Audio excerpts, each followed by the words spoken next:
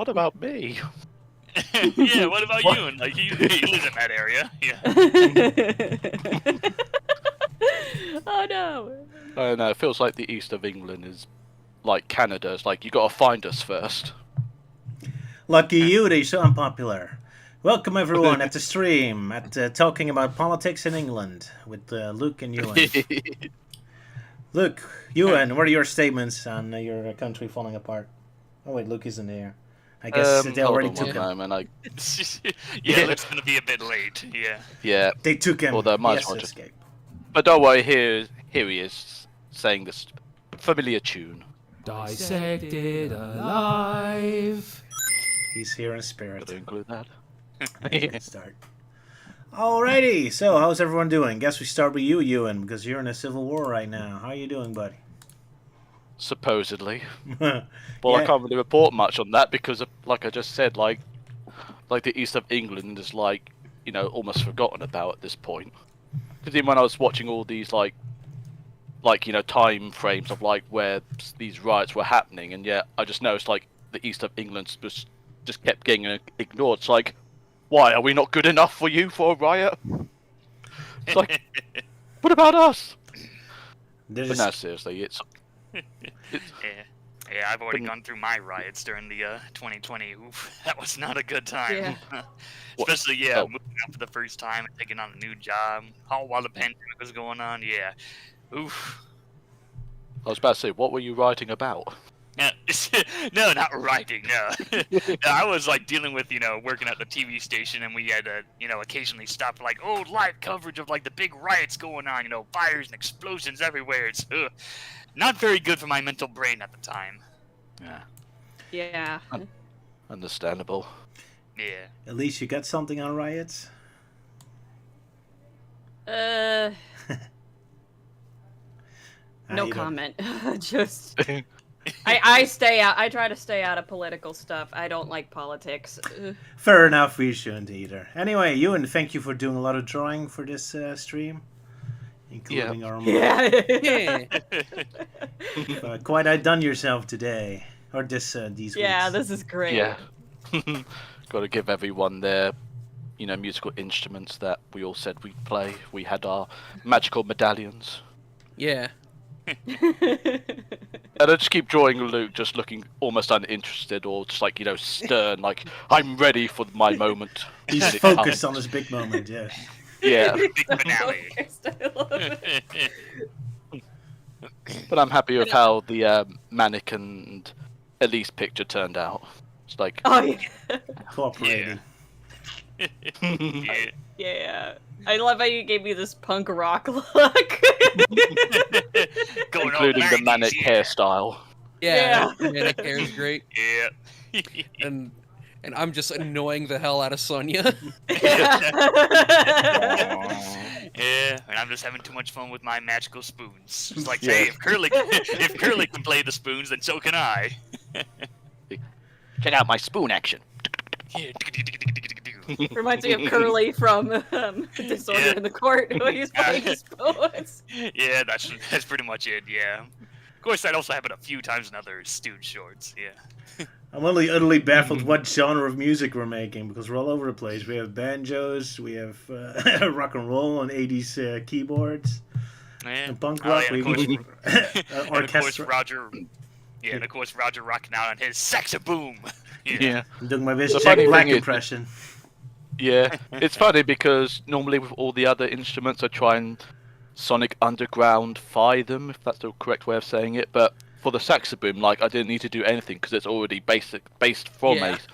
like it's from the Sonic universe. It's already a Yeah. cartoon, yeah. Yeah.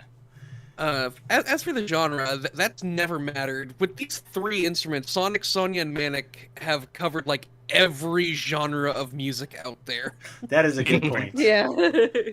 Too true. Yeah. I guess that's happens when you have magical instruments. They don't care about Oh, reality.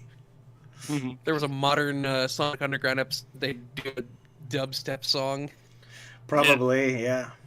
Yeah. Dubstep, yeah. Or worse, doing an AI. Ugh. Oh, God. Yeah, just replace them all with AI voices with the crappy singing that you see on YouTube. Yeah. It's kind of weird.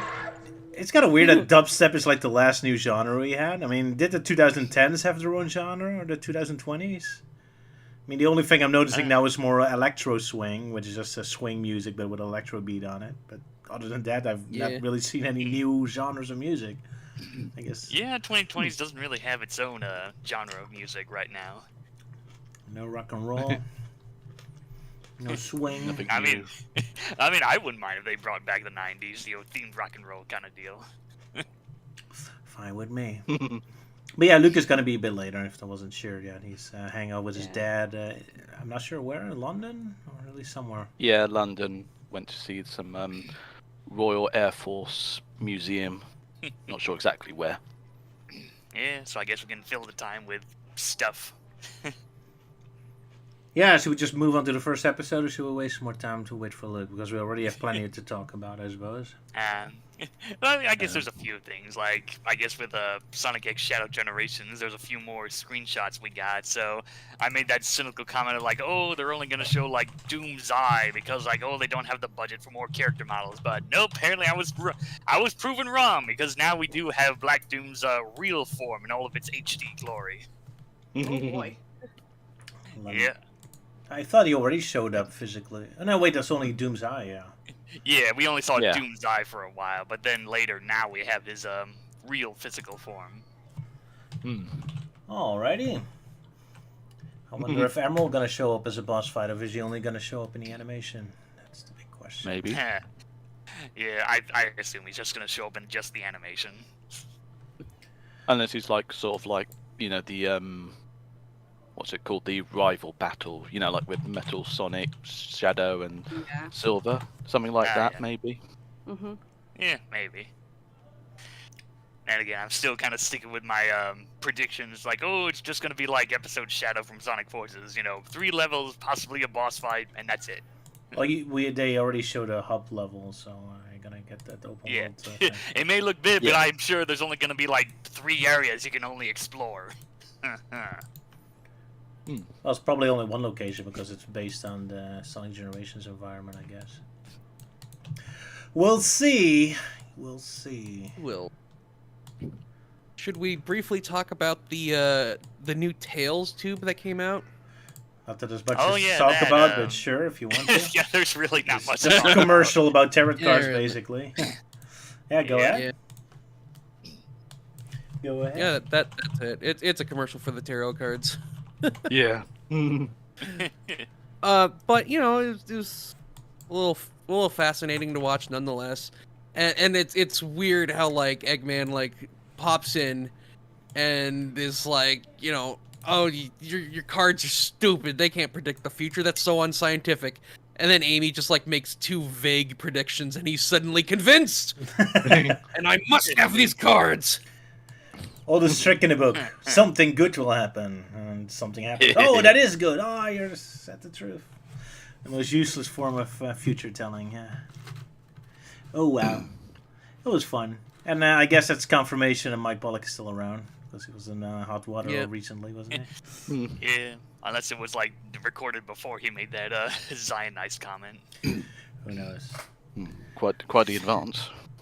Yeah, but like, man, after that, from like that particular wording he used in that comment, yeah, that just really gives that one scene from Lost World much more darker take. Yeah. Yep. But we're not going to politics here, so but yeah. Nah. Yeah. Nope. Nah. No, we moving away from politics and focusing more on Sonic politics. Yeah. Like how Amy tricked Eggman into buying her cards. Well, not buying, stealing, so he's still got a Yeah, good deal, he I did. guess. Yeah, he stole the Yeah, cards. pretty much. So, any of But you yeah. convinced to buy the tarot cards? Yeah. As a matter of fact, I got a friend who loves both Amy Rose and tarot cards, so that seems like a perfect gift. Yeah. Sure. Yeah, my sister's also very into the spiritual stuff, so I guess I could use it as a gift if I don't know anything. But her birthday was already recently.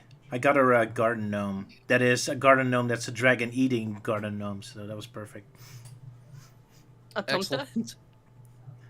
No, I bought my sister for her birthday a garden gnome, but it's in the shape of a dinosaur that is eating garden gnomes, like tiny ones. Oh, Ah. okay. That's our dark Almost humor we Godzilla have. like. Yeah. Yeah, it's just that at my workplace, I keep seeing tumptas popping up all over the place. Oh, really? Let's see. What... So, and my sister, they're Scandinavian, so every time I see one, I take a picture and I send it to her. Oh, that's awesome.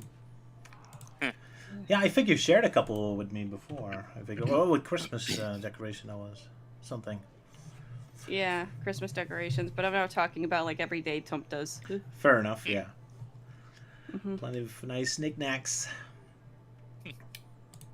That's. Oh yeah, I went and posted the new render of Black Doom in the live chat there. All right, I'll take a look because I couldn't find it on Google. Thank you. Oh no! Yeah, that's what I gave my I sister. see that.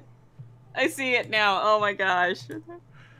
That's me and my sister's dark Oh sense no, of he's humor. eating the tumptas! Oh, now I see it. Love it. Rah. Nomeo He's and got Juliet it. 3. These garden gnomes are delicious. I need more.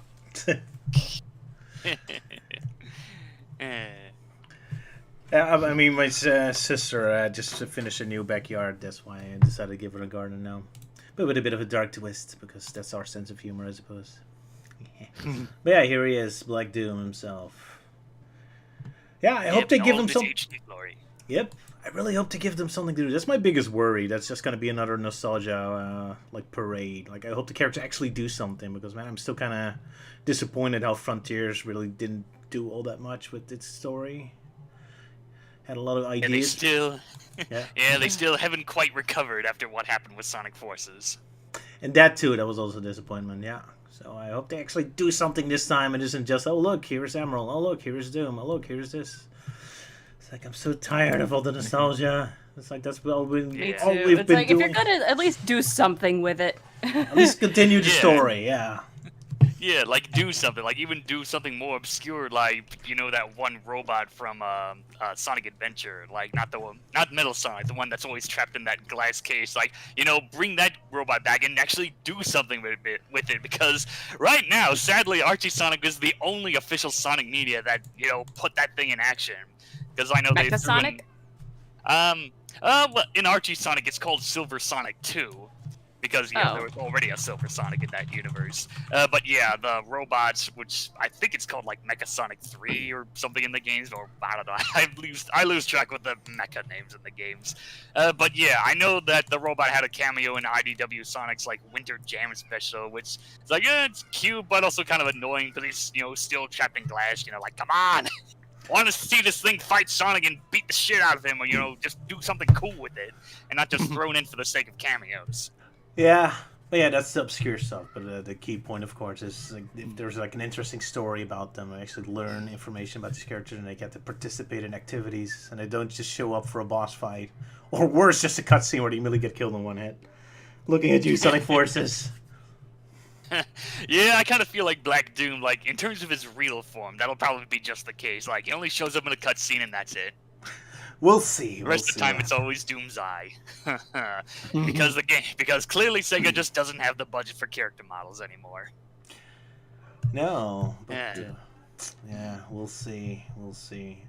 At I least think Yeah. something with Yeah. Frontiers, a problem that my friend Aaron and I were discussing about this is that with Frontiers, I think another reason why it's so controversial is because it kind of moves away from what Sonic was originally, which was like science fantasy instead of science fiction, and there is a difference. Like I'm looking back over our notes right now. I just thought I'd share But do you this. really think Sonic Frontiers is science fiction? Because it doesn't. How many like real? Does it really put that much effort in trying to make it realistic? Because for the Yeah, most. I think it puts a little. Well, it tries to explain everything, but it ends up like adding more questions than answers. Oh, I see what you mean. Yeah.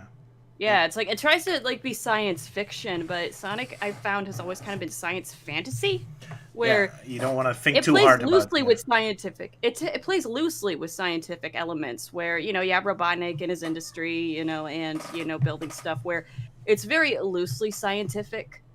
But for the most part, Sonic has always had fantasy elements, like the Chaos Emeralds, for crying out loud. They are fantasy elements. They are mystical gems that can give people amazing power. Yeah, there's no real rules to them. They do whatever you want. I mean, go ahead. That's the genius of calling them Chaos Emeralds. They're literally just chaos, and it's just like a built-in excuse to do whatever you want with them. Why are they doing this? Because chaos. Why are they doing that? Because chaos. But yeah, you go back to your statements. But yeah, because Aaron and I, we talked about it, and we think that sci-fi just kind of ruined the mystique of Sonic. Or like going in the science fiction direction just kind of ruined the mystique of Sonic. Well, it does create like boring sequence where Robotnik is explaining technical things for a long time. Oh yeah, especially with all the optional like interactions we've had with characters. Like especially it's more well known in like the third update with that whole Horizon DLC, where pretty much all of the optional interactions, just boils down to just Sage or whoever like explaining everything, which kind of really ruins a lot of things about it. Yeah, well, not ruin, but it's kind of boring. I think what bothers me is not so much the technical explanation, but more that's kind of missing the human touch. I mean, for example, with Tombstone Racing, there's like this implication that the people on Sonic's planet have businesses or do business with intergalactic stores. Like when you have the Dodongo Pa, who has like an intergalactic car manufacturing store or thing. Like that is interesting to me. It's like, oh, you have interaction with people from outer space, and there's like business going on. You're like, how does that work? But there's absolutely no world building. It's kind of thrown in there as like an implication, but they don't do anything with it. It's completely lacking a kind of world building, and that's kind of stuff that frustrates me. It's just technical stuff, but it's not set in any kind of context. Yeah. In some ways, Sonic Frontiers and how they try to explain like almost everything, like in a lot of ways, it kind of reminds me of the live-action remake of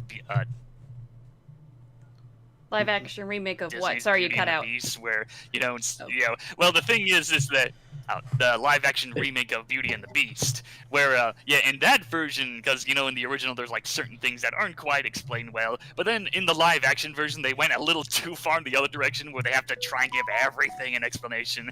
So it's pretty much similar to what Frontiers tried to do with it. So they feel like they need to explain everything, even though that just really drags a lot of things. Yeah.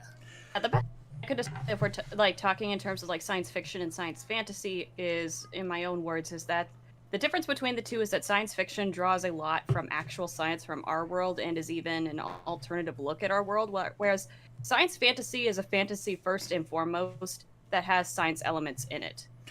So it's like, for science fantasy, it's that you are taking the scientific elements of that fantastical world and, it's like using fantasy as a way to communicate them.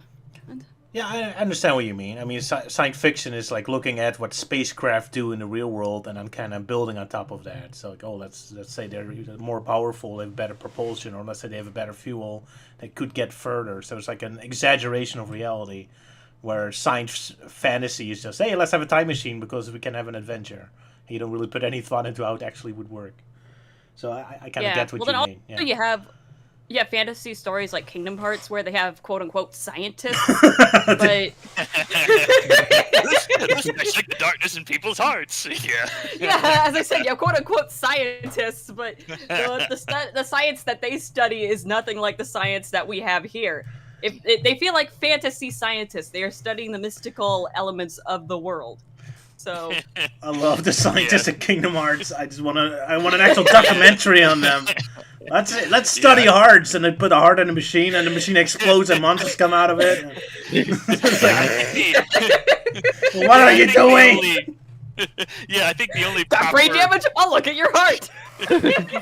Yeah, like the only proper science thing that they did in Kingdom Hearts, at least from what I can remember, was in what is the Memory of Melody game, where it's mostly filler, but there's like a flashback where we see like Xemnas. Xehanort, or the scientist guy before he did the split thing. Like he would show like, oh, he put like Kyrie's body in this chamber thingy because it's like, oh, finally getting an explanation to that mystery room from the first game. But yeah, it's like, all right, I'll put you in this capsule so you can like save yourself from the world falling into darkness. Blah blah blah blah. Even though the whole thing boils down to, oh, I'll just shoot you into space, whee, and see where it lands. Yeah.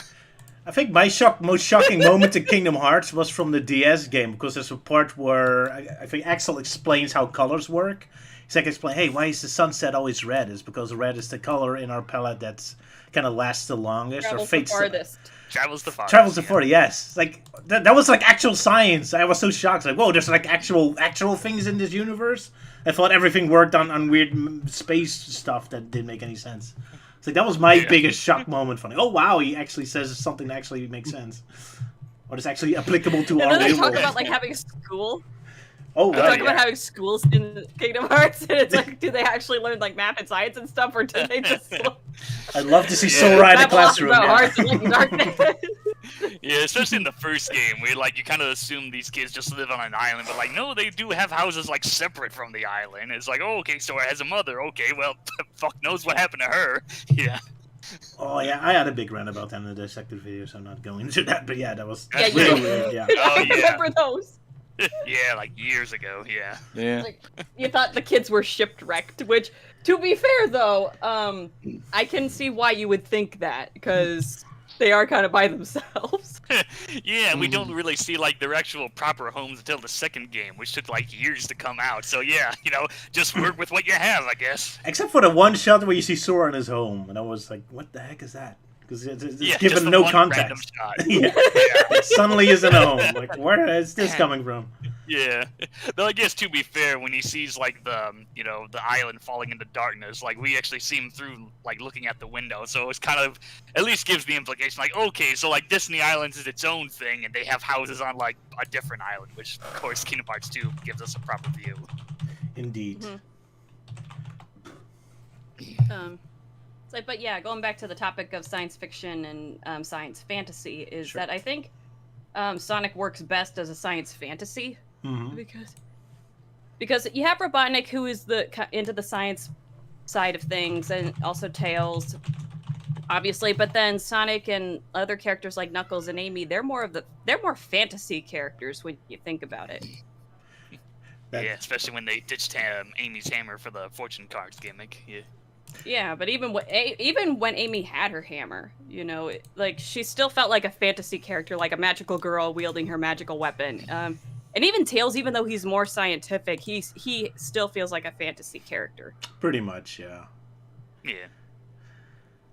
Still, there's so much you could explore, at least in the human side. I mean, the fact that Robotnik has his own industries, his own factories, that's so fascinating to me.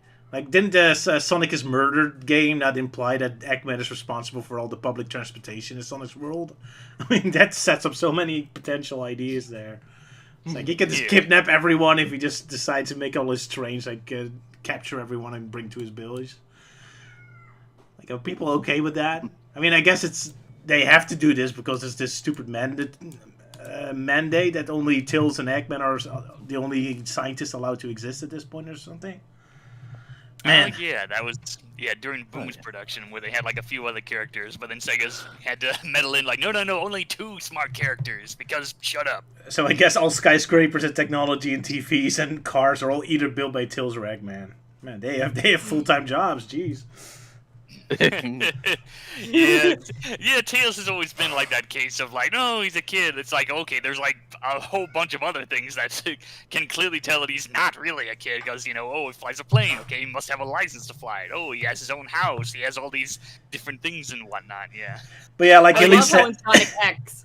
Yeah, I love how in Sonic X they actually had Tails get licenses so he could fly. Yeah, that's like the only time he actually gets like a license to properly fly his plane.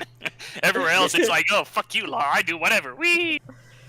I mean, yeah, I guess that happens when you go to Earth. But yeah, I guess that's why Elise said it works better as a fantasy. You don't think about this stuff too much. Although it is hilarious to think about. It's fun. Yeah. Yeah, pretty much. And yeah, the whole age thing, yeah, it doesn't quite matter anymore since, like, okay, like, there's at least characters like, Cream and Charming that are meant to be kids, but, like, for everybody else, it kind of feels like, yeah, anything goes with them, especially since Sega just kind of gave up with giving them specific ages. Yeah, I ignore it too. It's like Mickey Mouse. I mean, what age is Mickey Mouse as? He doesn't have one. He's just young, I guess. He can be 20, Yeah. he can be a kid, he can be a teenager, he can be whatever you want. He can be an adult. Yeah, exactly, you can make him elderly. Like, with cartoon characters, they're just basically a manifestation of their personality anyway. They don't really have, like, a physical age. Yeah. Whew. Well, looks... I mean, yeah, basically you have like Huey, Dewey, and Louie, who are obviously kids. fair enough, but Yeah. it's But, really part of their identity, yeah. Yeah. Yeah, well, unless you count Quack Pack, which kind of aged them up a bit. Sure. And then Oh, yeah. it's like, and then you also have like Ebenezer. Scrooge Or- McDuck, yeah. Yeah, Uncle Scrooge. Yeah, Yeah. Scrooge. Yeah. Yeah, Scrooge McDuck. Sorry. Where it's like he's written to be like middle aged, though. Pretty much. Yeah. So there are exceptions. It's just that for I find especially for adventure characters, it's like they are written to. Their age is ambiguous. To be fair, because now since we're bringing up Scrooge McDuck anyway, like the Don Rosa comics, they do have a very clear timeline when they're born and even when the characters die. So all their Scrooge stories are very explicitly set in the 50s and 60s, because I think in his timeline, Scrooge would die somewhere in the 60s, because then he's about 90 years old or something. Not that he ever wrote that story where he dies, but that's kind of like the limitations the writer gave himself to kind of give it like a clear timeline, which I kind of appreciate there, because those are pretty good stories. Although, yeah, of course, it's only Don Rosa who does that. All the other script writers don't really mind his timeline. Just do whatever they want. Yeah, I imagine there's like a lot of retcons and contradictions and whatnot with all the different writers.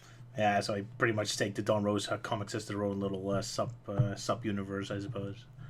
Kind of like how how Sonic has its own sub universes, like Sonic X and all that. Yeah. Yeah. Well, still no Speaking Luke. of- Yes, yeah, but Euan. you sod Luke. Sod Luke, we could just get moving then. Yeah, shall Otherwise, we? you'll be up all night. Yeah, might as well. Yeah. Yeah, shall we move on? I'm sure you. Hmm? Yeah, I'm sure you'll be able to turn up by the time we start actually going more in depth about the episode. And besides, I got a lot of Yeah. Luke screenshots from Discord, so he still has a presence. Yeah. Alrighty, then enough time wasted, because we can go on forever. But yes, let's move to Flying Fortress, the intro.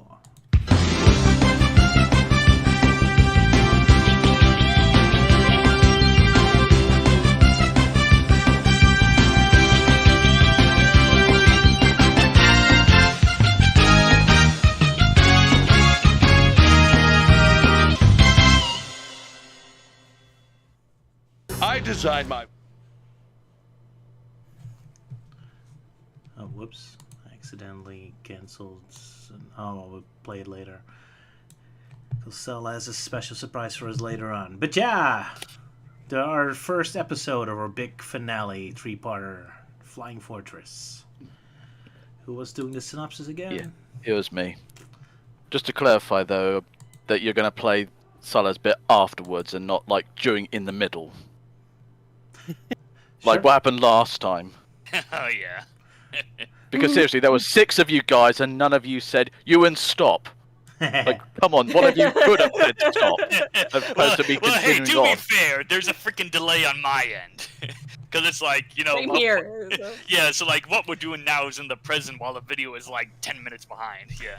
I will not play it during the 10 minutes synopsis. behind. Fair enough. Okay. I mean 10 seconds behind, yeah. You Well, I made was your gonna say, point. it's like, your internet must really suck if it's like 10 minutes behind. Damn you, dial up. Yeah. Okay. Anyway, Flying Fortress. As we pan over to a beach that appears to be in the evening, even though it's more in the daytime, we hear the disembodied voice of Queen Elena saying that, well, it's nice to get away from it all. Doom hangs above our heads. And she doesn't mean the game or Black Doom. Sonia is relaxing on the beach while Sonic is playing frisbee with himself. All the while Manic is digging for cash, which proves successful as he found a few Mobians. After Sonic builds a huge sandcastle from all the sand Manic dug up, as well as getting bonked on the head with his own frisbee, he questions why it's suddenly gotten dark, only for the Hedgehog to see some large round object in the sky coming towards them. It fires its main cannon at the Hedgehogs, which they barely dodged, leaving behind a crater as well as leveling Sonic's sandcastle, though Manic is relieved that his few Mobians survived the blast. Inside the large flying fortress, Robotnik orders the SWAT bots to continue firing on the Hedgehogs. Sleep congratulates Robotnik for the good shooting he's not doing and asks if he wants them to nab the Hedgehogs, but Robotnik yells at him that his flying fortress can do a better job at dealing with the Hedgehogs than Sleet and Dingo ever could. Ooh, burn. The Hedgehogs quickly rush into the camper van and drive into the jungle in hopes of losing the fortress, but it just blindly opens fires and causes a tree to block the camper van from escaping. The Hedgehogs decide to use their weapons to blast the flying fortress, but their firepower isn't causing any damage. To make Sonic assume it must have been made out of mobidium, which Manic points out that if it's made of that stuff, it would be super heavy and unable to fly. Sonic decides he wants to find out how it's flying with all that weight, so using a palm tree and the assistance of his siblings, they launch up to the fortress and into one of the large cannon barrels, which fortunately for the blue blur is currently being reloaded by a SWAT bot, in which he knocks the confused robot into the cannon, in which it gets fired out and explodes in mid-air. Sonic explores the fortress for the power source, but just keeps ending up back in the spot he started from, almost like a Scooby-Doo multi-door gag. Sleet and Dingo seem to notice something blurry and fuzzy on the security camera feed, while Robotnik says they're just paranoid. He said he put their minds at ease that he'll activate a green force field type laser wall to go through the fortress, disintegrating anything it hits. Sonic hears the noise it's making and sees it coming towards him as he makes a run for it. Seeing a random cleaning bot get disintegrated, though, the blue hedgehog comes up to a dead-end wall. But with no other way out, he manages to spin his way out of the fortress just before it can hit him. But he realizes he's too high up. Fortunately, Manic on his hoverboard manages to catch Sonic, but are soon being chased by two stealth bots as we fade out to the American commercial break. Sonya's on the ground now sporting a pair of shades, starts shooting at the two stealth bots, pursuing the hedgehogs while Sonic tries to blast them. But a stealth bot knocks the two hedgehogs off the hoverboard. Manic manages to land back on the board while Sonic misses and calls out for Manic, only to almost immediately off-screen get caught by Manic, once again showing off his OP skills. The two brothers regroup back down with Sonya, suggesting they hide in the cave nearby, as she manages to destroy the two stealth bots. The three hedgehogs retreat into the cave as the flying fortress blasts the cave, causing the entrance to being blocked by rock. Robotnik orders a ceasefire as there's nothing left to destroy, especially with the hedgehogs. The fortress flies off as Sonic manages to cut his way out of the cave to reveal that there's nothing left of the jungle, with Manic jokingly saying all that's left is a lifetime supply of toothpicks.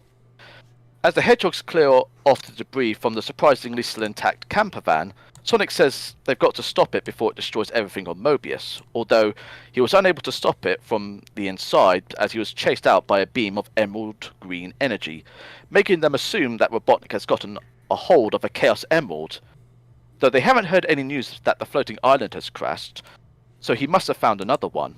The hedgehogs agree to go and meet up with the one person they know who can handle Chaos Emeralds.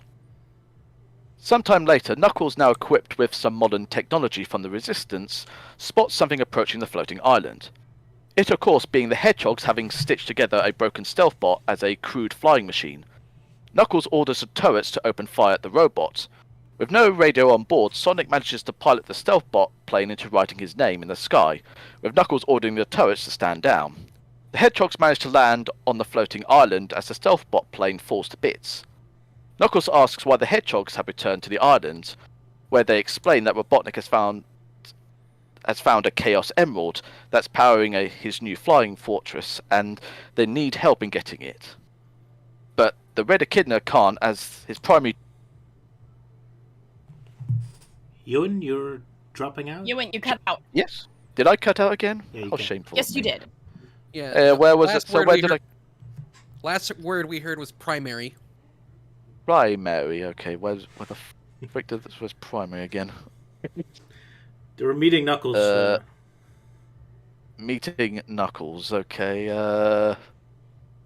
Bollocks.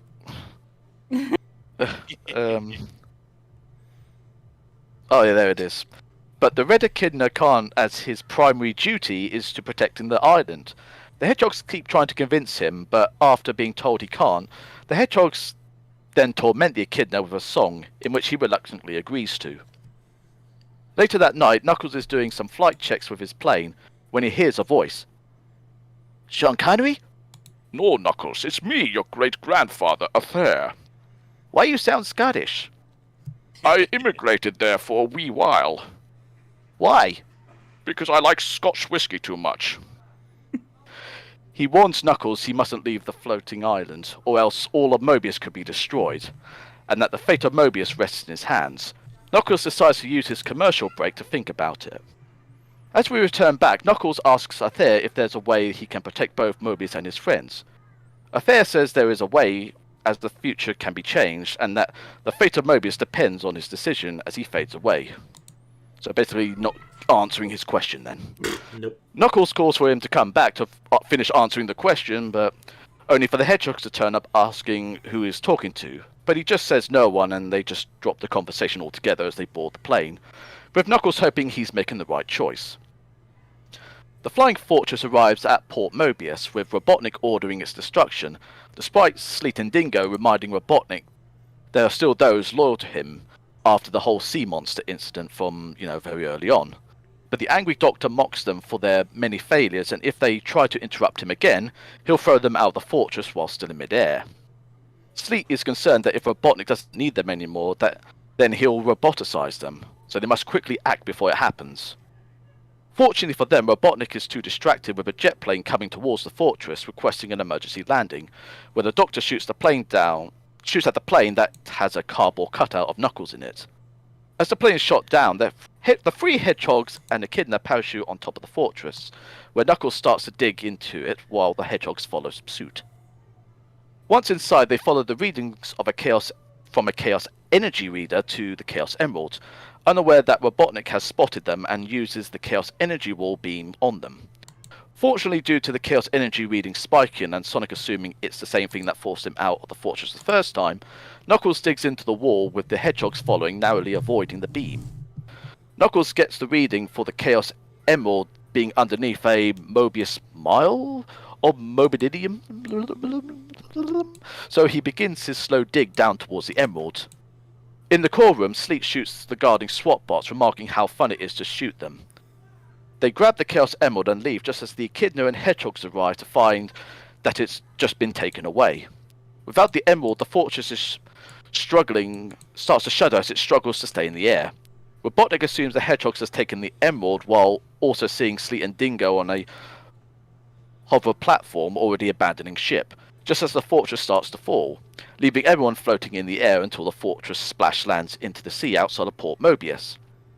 As the hedgehogs and the Echidna regroup from the landing, knowing the fortress has had it, they wonder who took it. They wonder who took the Emerald, where Sleet and Dingo on a small hover platform fly away from the scene with the Emerald in tow as they laugh away. To be continued. Dun dun dun. Yeah, pretty intense episode. So, for the record, the mythical element is called Moby Bendum. Okay. I just had a hard time just trying to understand what Sonic and Manic was saying. It just sounded like. So that's why I just said Sonic. I'm not going to care. I'm just going to call it. Well, like what Elise said, it's science fantasy. Don't worry about it. Yeah. I don't think they put much thought into it anyway. Yeah, it's a magical Yeah. metal. It's a very strong metal that Knuckles alone has the strength to burrow into. There you go. No, Sonic apparently not, just to because spin Sonic out. dug through the wall the first time he was in there. It's so weird to You're see correct. Knuckles. Thank you, Sala. It's so weird to see Knuckles just Sorry, I dig through forgot like for a it's moment. ground. Yeah. Yeah, I mean, suppose it's like heavily resistant to laser fire, but obviously not resistant to digging. Indeed. Yeah. Healthy, someone in And the it's apparently comments. Very, very heavy. Cool. Melty, someone in the comments is asking about specifics about the Arthur, if he was first in this cartoon or in the comics. You're yes, Athair. So, long story short, yes, Athair actually originated from Archie Sonic during the whole Tales miniseries, and this episode came out a couple years later. So, yeah, it's kind of neat, but also random that they decided to throw in a random character that originated from Archie Sonic. So, I guess they must have gotten permission from the writer or Archie or something, yeah. And before someone points in the comment, no, despite being a kidna, he is not made by Ken Penders. That honor goes to Mike Gallagher from, like, the guy that did a lot of the very early Archie Sonic, back when it was more wiki nonsense kind of deal. Hence Sala's reaction to that. Oh shit, for real? It makes me wonder if some of these elements were actually written in an official Bible, just like Uncle Chuck and like there's more, like Kintobor. Like they were never in the official games, but they were like officially planned by Sega, and that's why they show up in multiple media. Maybe Athier was also like that before he turned into Pachamak. Or whatever how you pronounce that name. Yeah, Pachacamac. Sorry, Pachamak. Yeah. Pachacamac. But yeah, even during like Underground, this was like still very early Sonic, so they hadn't quite pinpoint more established lore or anything. So this was still kind of at the point when Sega, Japan, and America were doing their own thing, rather than supposedly trying to do the more one straight canon that they're doing now. Even though Sonic Prime would say against that, but that's another story. I kind of preferred it when they had their own thing, but that's another thing. But yeah, back to this episode. Elise, what do you think? Can I just say I think it's interesting that this is one of the few times we've actually seen Knuckles be tech savvy. That's a good point. Yeah, he even has his own spaceship. That's very weird to see him have his own spaceship. Yeah. I mean, he is able to operate a radio, and I guess apparently he knows like fighter like airplane jargon lingo. Damn. And he's able to check his plane for specific things that it needs. Huh. Yeah, he's very And tech savvy. He's able to fly the plane, and he has enough foresight to make a cardboard cutout of himself that ironically has more personality than Knuckles in Lost World did. Ouch. Ouch. And this is why But he's able to use a scanner to find the Chaos Emerald. I mean, this is like the most tech-savvy Knuckles we've had. That's a good point. And this is why Tails doesn't exist in the Sonic Underground universe. Yeah, Knuckles took him over. Anyway, my wife made an interesting comment that whenever you see Knuckles do his checklist, he always has his eyes closed. So. Good. That's so good, yeah. I I don't know can do what it I'm with my eyes closed. I don't know what I'm checking, but it's all good. vibes. Yeah, I also love how when they're trying to convince Knuckles to help them, they're just following him around. He's just like, get away from me. And then there's one moment where he looks into the log and he sees like the little mini Sonic Underground, and then he looks out, he's just like, what did I just see? Yeah, and then they pop up normal size, like, what the fuck? Yeah. Well, I assume that's what the colours during the whole music video is for. He's like very stoned at the moment. Like, Yeah, what's going on? Yeah, that's so weird with the specific colors they looked up. At first, I'm like, wait, is that like the actual Jamaican color? Because this was, kind of early, like very early Sonic. People just kind of assumed Knuckles had like a Jamaican accent, like, oh, he has dreadlocks, that makes him Jamaican now. So I looked up the actual colors to see if there was a flag like that, and yeah, there is, but it's not Jamaican. It's Bolivia. Yeah, Bolivia. Yeah, they randomly throw in like Bolivia flag colors in there. Actually, those are Knuckles' colors. Yeah. Oh Yeah, yeah. green and yellow on his shoes, and then red because he's red. Oh yeah. Or just his shoes. Yeah, just his shoes. Yeah. Are all Yeah, red. just his shoes. Yeah, either way, those are his colors. Okay. Yep. So I guess it's just pure coincidence. Yeah. Yeah. Anyway, it's a song, and songs have their own rules. That's why in musicals, like everyone knows the dance moves and the lyrics. Even if it makes Yeah, no the sense. music videos just do whatever the fuck they want because with the strange visuals and It's like a everything. musical. All the songs operate in their own plane of logic. Yeah, you can really tell this was a 90s show because, 90s was really all big into the whole music video craze. Yeah. Hey, word for this show. It's yeah. about a rock band. Yes, Euan, go ahead. Yeah. Oh yeah, like there's like a few times where we see Sonya with yellow hair, so we just assume that was her stunt double. Oh yeah. That during the whole sort of like fortress attack. Yeah. Holy shit, it's Luke! Wild Wild Luke has Luke appeared. Yay!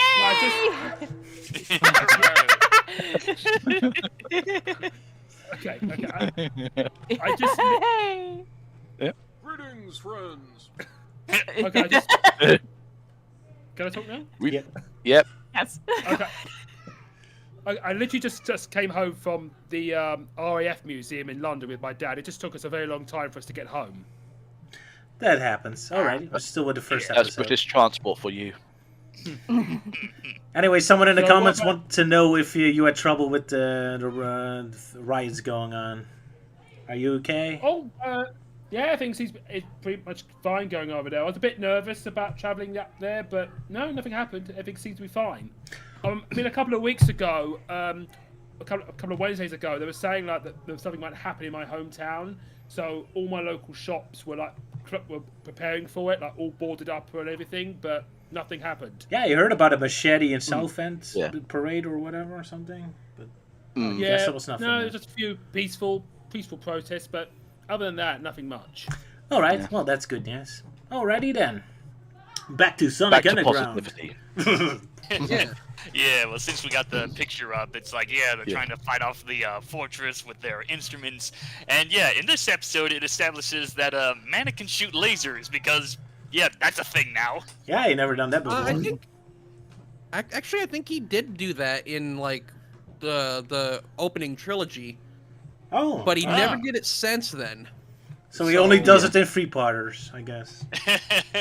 Yep. Yeah. He saves it for the special episodes. Special Yeah, most trilogy movies. powers. Yeah, the most OP movie saves it for the three-parters. Not as been particularly useful in this one, but fair enough. Hmm. But yeah, this episode is. Yeah. Yeah, go ahead, Luke. Yeah. Are you currently talking about the first episode? Yes, the Flying Yeah. Fortress one. Yeah, because I really like the design of the Flying Fortress because it's obviously based on the Death Egg, and it looks very stylized, like something like Ralph McCoy would come up with. Oh, I thought you meant the mini boss from Sonic 3 when you said that it looked like. Yeah, because it looked a bit Yeah. similar to those incinerator badniks at the beginning of Sonic 3 that blew up the whole Yeah. island. Yeah. Yeah, it does kind of look Yeah. like it. I mean, it makes sense. It's just Yeah. a show with Knuckles in it, so I guess this would be the Sonic 3 episode. Yeah. And of course it makes sense with it being like their version of the Death Egg, because it's this big flying fortress, and coincidentally at the end it like falls to the ground, but of course instead of an island it just lands in the sea. Wah, wah. Yeah, so it's kind of neat to see them tackle on game events. Heck, with Knuckles' grandpa, it even has a little bit of a Sonic Adventure touch. Not much, but or Sonic Archie. if Also, you prefer. Yes, Salah. While we're near this part of the episode, I want to point out the moment where Manic like treasure and he finds some money. Yeah. And Oh, yeah. he says like, "Ah, sweet, 2 Mobiums," and he's like clearly holding up 3 bills. So either Manic can't count, or Mobius has a 2/3 of a dollar bill. 75 cents, I guess. Yeah. We had Nice, quarters, yeah, that's like- 25 cents. I guess they have a triple quarter bill or something. Yeah, like Half 2 of them bill? are half bills and one's a full Yeah. bill. Yeah. I think that's Oh, well, okay, yeah. that makes sense, but they're all the same color, so Yeah, That's like, a good how can point. you tell which is which? Yeah. Well, They he's all have a provided thief, you know. bug on it, yeah. He's a Well, pickpocket, he isn't- knows. Yeah, go ahead, Elise. Yeah. Go ahead, Elise. I was yeah. gonna say all money is green in our world, so Yeah. I don't know. And it's purple Yeah. in that universe. I want to talk about just how weird they made Sonya look in this episode, because they make her look so gangly with a very tall neck. Yeah, Yeah. it's so weird in this episode. Like like compared to know. Sonic and Manic, yeah, she looks like a freaking bobblehead with how thin her body is. Especially when like they gave her a neck. Like I think I already commented that Sonic characters with necks just look weird. But in this episode, they decided to have the bright idea of having it be tan color and not be like, part of the rest of her main color. And it just really sticks out so awkwardly. had a picture, but I can't find it. But yeah, Sonia really looks weird. It's almost like a bracelet instead of a neck. Although in some shots he does have a purple neck. Why did I have the shot? I could have sworn I had it somewhere. Oh, I'm sure we have it. I'm sure it's in the live chat. I think it's somewhere just after Sonic gets booted out of the fortress. I think. Yeah. So keep going. Was he back in her swimsuit then? Oh yeah, of course Well, she was still in a swimsuit. Yeah, okay. Yeah. I got it. Yeah. Yeah, I forgot It's kind of surprising. It's I kind of forgot surprising the how she's absolute. in that swimsuit for quite a bit in the episode. Yes. Yeah. Especially when like all the trees are gone and like he's like still wearing just the bikini and like the shades, like she's Arnold Schwarzenegger. To be fair, I guess he didn't have time to change. Yeah, nobody messes with the forest. There it is. Yeah, I'll be back. Yeah. Or as Luke said, I'm here to kick ass and find my mom. Okay, you say it, Luke, in your Arnold voice or your Duke Nukem voice? Yeah, like, I'm here to kick ass and find my mom, and I can't find my mom. Well, it is Duke Nukem. Duke Nukem. What she's doing is like, it's time to kick ass and find my mom, and I can't find my mom. This is so pathetic. I love it. I really like the moment where Sonic like breaks out of the flying fortress to escape the green energy, and he just like is standing in midair for a while doing the like the Looney Tunes thing before he realizes he's falling. Yeah. Yeah. And then he gives Manic a Out of big the hug. frying pan and into midair. And of course, like Manic sees this and he like immediately snaps into action because he's fucking Manic. And he's like, "Oh shit, I gotta save the day again." Although kind of rather slow like in a way as he just runs off. It's like the camera's like heavily focusing him, just like, no, we got to see Manic literally run from that spot all the way to the camper van, and that's like about 10 seconds. By that point Sonic's already landed. Yeah. And he just shows up and he's like, "Yo, give me a bro hug." Yeah. Embrace me. Embrace the MVP.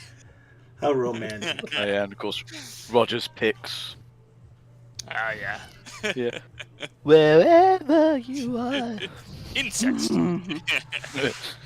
Oh my. No, we're not There going was, there. Doesn't have to be romantic. Ice skaters that- just professionals. Go ahead, Sala. Speaking of that moment, I didn't actually write down a note, but I did remember something from that. Is like Sonic's falling, and like Manic catches him, and then like they get chased by SWAT bots, and then Sonic falls off the hoverboard again. And as he's falling, he's like looking up at Manic, and he's like, "Manic, catch me!" And then he looks down, and Manic has already caught him. Yeah. Man, he used teleportation. Manic is Almost just like- that good. Yeah. Surprise, motherfucker. Yeah, especially that face he gives when he like catches Sonic. It's like, they don't pay me enough for this shit.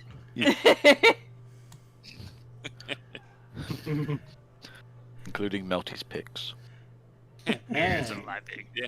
Especially with the one with the SWAT bots. Like, I just kind of think it's nice because I feel like most of the time we don't really see those two different reoccurring models of SWAT bots together on screen. It's usually one or the other.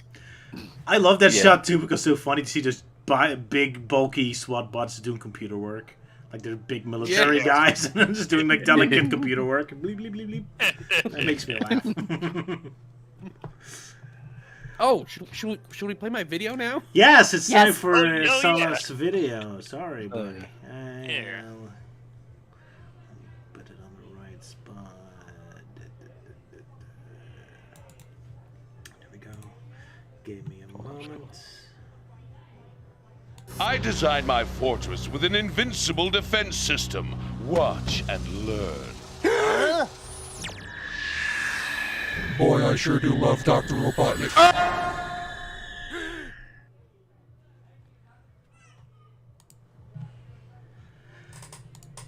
There you go. So Sala, care to explain what was going on? 1 sec. Oh, I think they're still Played on my watching. end.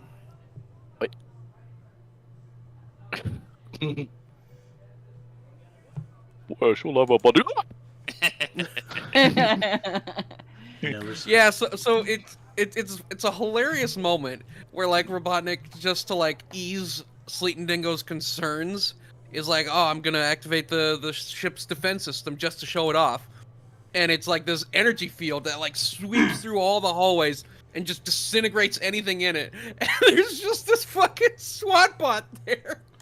Yeah, He didn't do nothing wrong. And a poor cleaner robot his later job. on too. Yep, he's Oh, yeah. doing his job Yeah. and just gets obliterated. Yeah, great And job all the on that. while Robotnik is just has his finger like loser. Yeah, I have you now. Yeah. Great, I just obliterated all my staff. Not very smart. Yeah. That's Robotnik for you. But hey, this is the biggest threat Sonic has faced this show, so not too bad. It's not like the SWAT bots ever. I see the. I see the note on your screen. Play Sal's dumb, stupid joke. Thanks. Yep, I'm so nice towards my The kids. audience Yeah, yeah. co-host remind stupid Roger to play Sal's dumb, stupid joke. Just in case the other one failed. You see, that's the difference. Is Roger is stupid dumb, but I am dumb stupid. Which is superior? That's the You're question. That is the difference. Yeah. Oh wow, self-deprecating humor. Yeah. But of course, there's that one random painting Robotnik has where he's dressed up like Julius Caesar. Or the God Oh, Emperor yeah. of Mankind. Whichever Maybe one. that's what maybe that's what he looked like in that one alternate universe before Sleet overthrew him. That's a good Oh, point, yeah. Yep. Anyway, I'm kind of surprised how much this episode kind of reminds me of Sonic CTM, as in it has much more of like a big thread and Sonic like running around in this metal base and all that, and it being much more purely focused on this one specific thread. Like, this is one of the more heavier, intense episodes Sonic Underground had, because most of the time this show doesn't have any threats at all, except for the one damn robot, I guess. So I found it impressive episode, but then again, all 3 episodes are more intense than we're used to from Sonic Underground. Which is why, of course, it's very fitting. This is our final trilogy, even though technically it's not the final 3 episodes. But we're kind of treating it as a finale. So I was kind of surprised how intense this episode felt. Like those emerald beams are the most dangerous thing Sonic ever faced, because it just obliterates everything. At one point, I think you see Sonic actually hitting that thing when he's in his tornado form. So shouldn't he be dead at that point? Then again, his tornado form is so OP, I guess he does survive it then. Yeah, Oh, well. which is weird because, like, yeah, in a later episode, Sleet actually gets hit with one of the beams, yet he's somehow fine. Yeah, maybe it only kills Oh, yeah. robots after all. Whoops. Silly Robotnik. Maybe it's just a slow, painful death for, like, non-robotic characters. Ooh, that's dark. Especially if this is the finale. So radiation, yeah. Yeah. Oh dear, I've lost 10 years of my life. That's not good. Yeah, anyone else has Yeah. a statement about this episode? I did write down. No, you might as well go, Luke, because you know you've Well, Only I was just gonna turned say, in the Fleetway comics, where you see like Knuckles' base, it's all like ancient tech, it's an ancient temple, and then you see this episode, and you see Knuckles operating out of this bunker, this World War II bunker with the radio. Yeah, I at least said it before, Yeah. but it's indeed kind of shocking to see a much more technical-minded Knuckles in this show. I mean, I guess that's a fun thing where you can do your own thing. And of course, I guess it's because the freedom fighters helped him hook up with that stuff, I suppose. Yeah, I suppose. And then, of course, I made the joke like, oh, why have tails when you have underground Knuckles doing all the tech work? Indeed, yeah. especially with those fists. Yeah. Unless they It randomly turn was into... weird. Speaking of Knuckles, it was weird to hear him say the name Buttnick in this episode. Yeah, quite a Yes. few times. Yeah. Especially to his great grandfather. It's like, but how could it beat Robotnik? Who? Yeah. You know, what the hell are you talking Respect your about, elders, kid! grandson? Yeah. I suggest you remember to respect your elders, boy. Or else you'll get a good whipping. Yeah, they gave him a Sean Connery voice. That was interesting. They really loved their celebrity impersonations, I guess. Yeah, that's what the 90s was all about. Yeah, because I mean, many people assumed like they actually got Sean Connery to voice Athair, but it was in the end just crazy old Maurice that was just doing his usual abundance of voices. Yeah, it feels like the voice cast for like minor and miscellaneous characters is very limited. It's always like 2 or 3 people doing everyone. Pretty much. Oh, they did a good job. Well, if he's got like a massive vocal range, then you might as well use it to your full advantage. That's what most voice actors do. I mean, how many voices does Billy West have? Jeez. Yeah, Billy West, Mel Blanc, Jim Cummings, yeah. Quite their share. James Arnold Taylor. Oh boy, yes. Steve Blum. Oof. Yep. Oh, yeah. That's what good voice Anyone actors else we do. missing, chat? Millions, probably. Yeah, write that down in the chat because we'll be here all night if we try and list them all. Yeah. Yeah. Oh, Tara Strong. Oh, definitely. Oh yeah, Tara Strong. Yep. Yep. Timmy Turner, Twilight Sparkle. Yeah. Miss Minutes. Oh, Marvel, yeah. Ingrid Third from Fillmore. Powerpuff Girl. I'm not sure which one. She was Bubbles. Bubbles. There we Yeah, go. Bubbles. Plenty Yeah, of only the voices. original. Yeah, Cree Summers. Oh yeah, Cree Oh Summer. my God. Princess I Kita. only found out recently that Cree Summers' first voice role was Penny from Inspector Gadget. Yeah. That's kind of Yeah, cool. she was there. That's pretty cool. Yeah. Oh yeah, Scott McNeil. Ah, yeah. Jess Harnell. Then of course with with Cree Summer, she would later voice Dulcie in Sonic Stadium. Of course. Yep. Yep. Oh, and then there's also Jeff Bennett and Rob Paulson. Rob Paulson. Oh yeah, Oh, they've yeah. done quite a lot of voices. Yeah. Well, we mentioned all the voices from your youth by now, so Yeah. there you go. Yep. Yeah. Oh yeah. Oh yeah. And then of course, as I mentioned sometimes, yeah, Tabitha St. Germain. She voices quite a lot of characters over the years. Like, yeah, especially like MLP Friendship is Magic. Like, I feel like that's definitely a show where she really shows off her vocal range of voicing quite a lot of characters on the show. Indeed. And I have to mention Kim Clark. I love his voice. There we go. Oh yeah, yeah. Kim Clark. But yeah, that's Oh good. my God. Yeah. I was caught so off guard when I found out that I swear this is relevant. I found out Cam Clark was on JoJo's Bizarre Adventure. Of course. Naturally. Gotta throw in a JoJo reference somewhere in the stream. Everyone's on JoJo's Bizarre Adventures. No, that's the thing. It's like not too many people. Like, obviously there's a lot of characters and a lot of voices, but like a lot of like big names aren't really in it. And so like Cam Clark out of anyone voicing a very prominent character as well, that was shocking to me. Huh. Oh, John St. John is mentioned in the comments. I have to mention him because we did talk about Duke Nukem. Oh yeah. Yeah. Yeah. Stephanie Shea. Yeah. Stephanie Shea. Yeah, she actually did the voice of Maria in that Shadow. Oh, cool. Yeah, Shadow Defend. Generations Huh. animated clip. Oh, that's nice. And speaking of, Eva Kirk Thornton, he's done a lot of voices. Huh. Oh yeah. But the comment Yeah, says well, that I was- John St. John played everyone in Half-Life? Did Half-Life only have one voice actor? Huh. No. I do remember I that think the it was- Army Man Heroes had Jim Comics as all the voices. It's like, well, except for one female All the character. voices except for Vicky. Yep. Yeah, the voice. That's so weird. There's only Yeah. one voice actor. But then again, I guess they're all plastic soldiers, so I guess they're all from the same mold, and that's why they all have the same voice.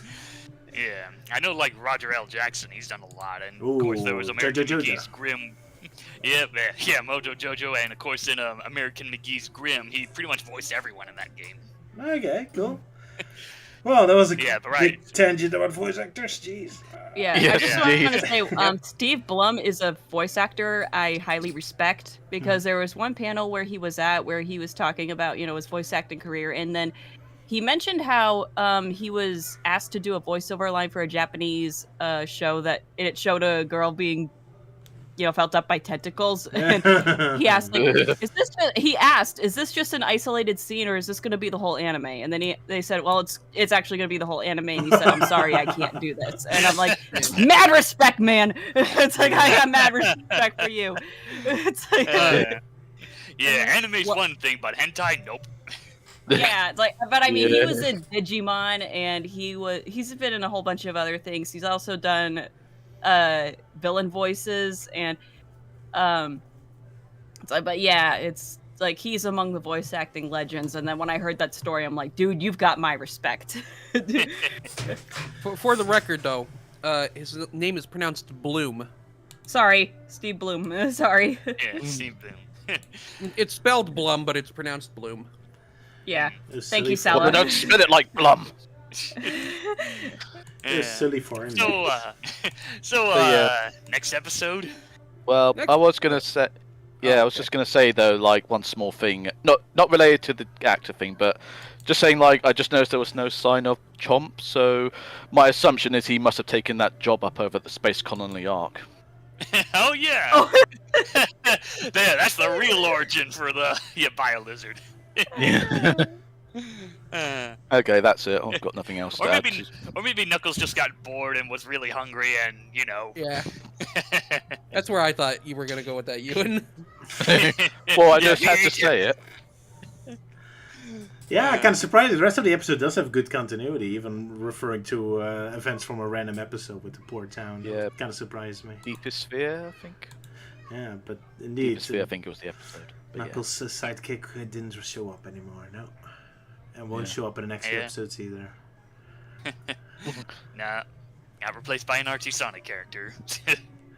Yeah, which Yeah. seems to be implied to be dead in this one, but does show up later, shockingly enough. But yeah, I guess we move on to the next episode. Any final statements from anyone? No? Then I guess it's time for There's one bit. Yeah, go ahead, Luke. Just make sure. I was just one bit I liked is at the very end, where as the flying course is falling towards the ocean, you see Robotnik flying, and all I can think of in my head when he goes, "Robotnik man, he flies like a moron." Yeah. Including that one screenshot of Dingo just staring at the camera awkwardly. He's like, "Hey." Yeah, I'm on TV. Boys, wait, there are people watching us. Yeah. Great face expressions. Oh, as shut usual. up, Dingo. Do you think they're gonna blame us for this time?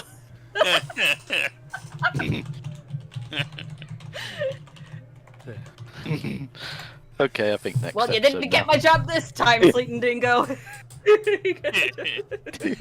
Yeah. I hope there isn't too much background noise with me. They're having a party outside, so you might hear some That's music. fine. Yeah. Can't really hear much at the It's moment. okay. Yeah, I can't It's imagine only when the director. kids scream. I can imagine the director going, "Damn it, Dingo, stop looking at." Okay, take shot 248. No, like, we're running out of daylight. Fuck it, just keep it. Yeah. I just had the stupidest idea come to my head. It's like, Dingo, you idiot! That was Archduke Franz Ferdinand.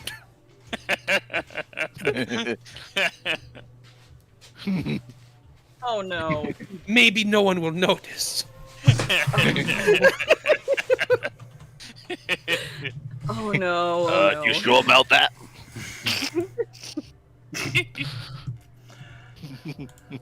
Right. Right, so Okay. for the 5th time, next episode. Hey, I think on that note, we should move on. No one is an island. And, Intro. No hedgehog is an island. Yeah, no hedgehogs in Island. So I did the intro for this.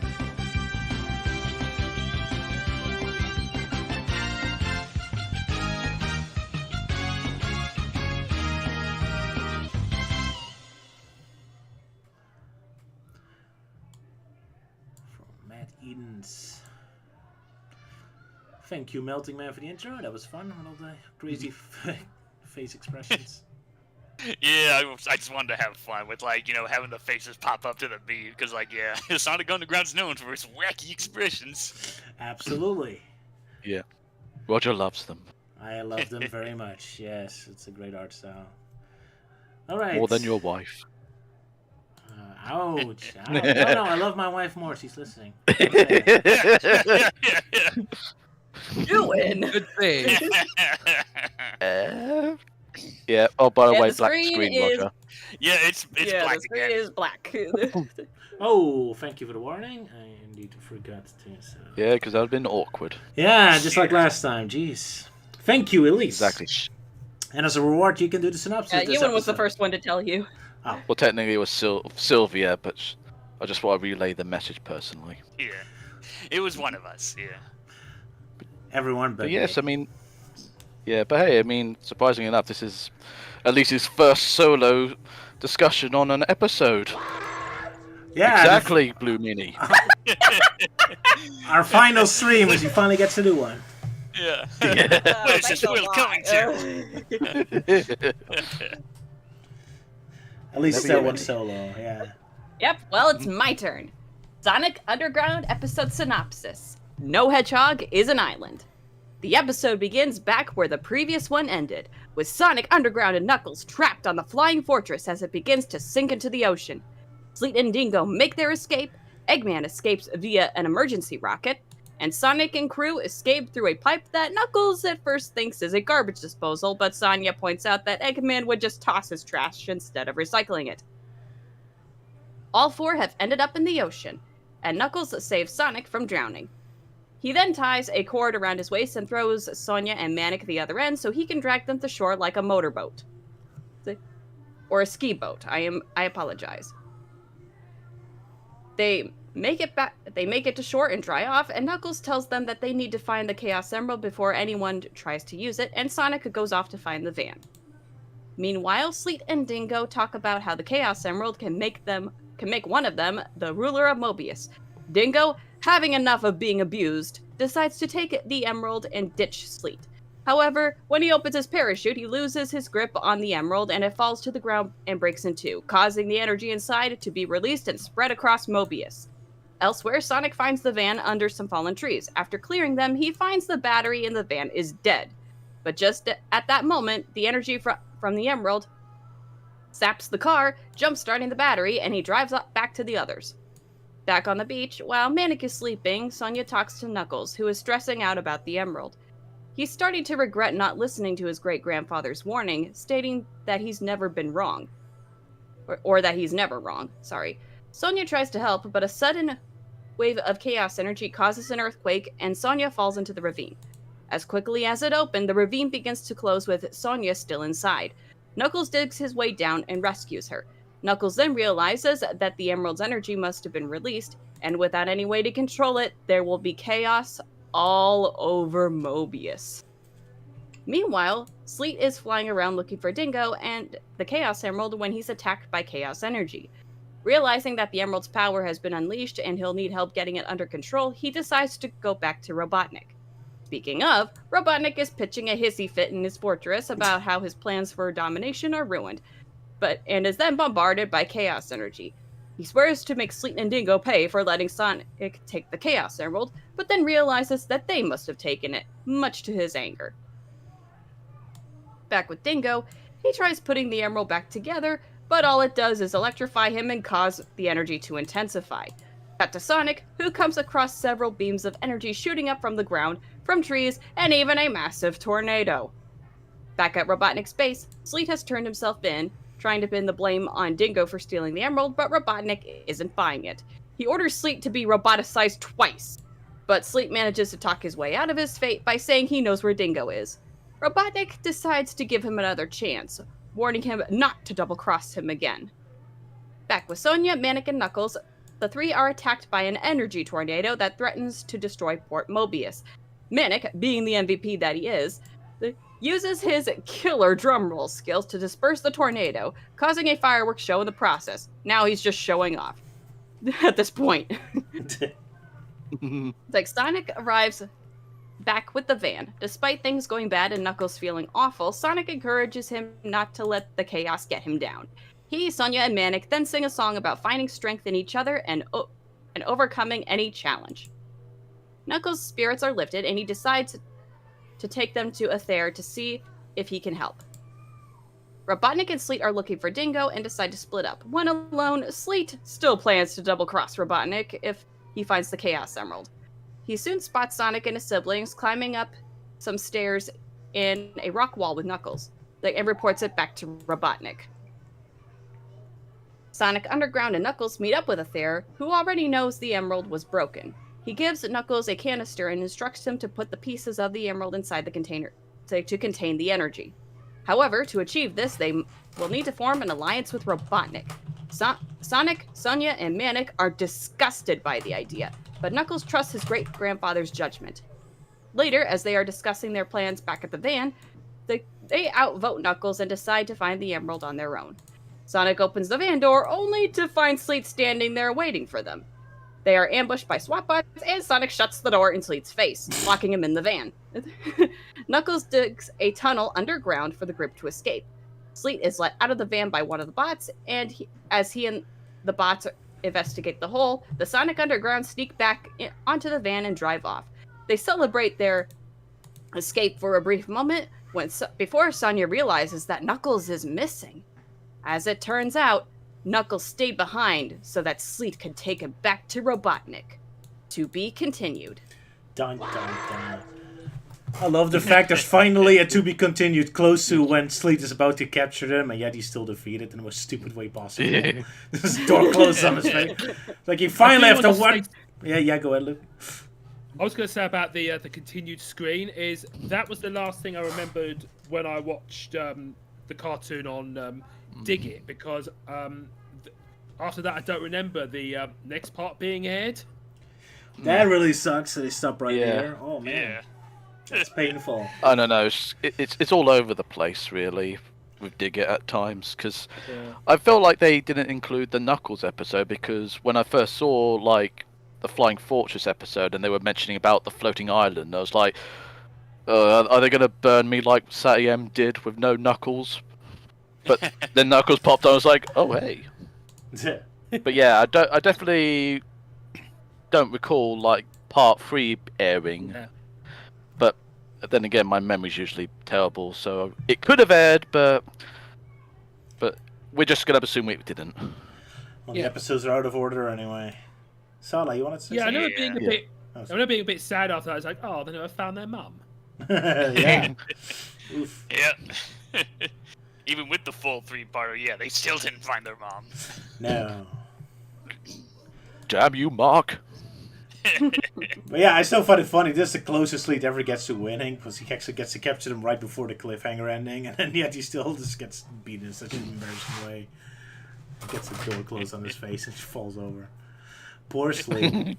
Always a loser. I always loved they put so much emphasis on trying to trick the hedgehogs into a booby trap, but as soon as they got him, they immediately get out in 5 seconds. It's like, maybe it's that part you have to focus on instead of the trapping part. Mm-hmm. Oh well.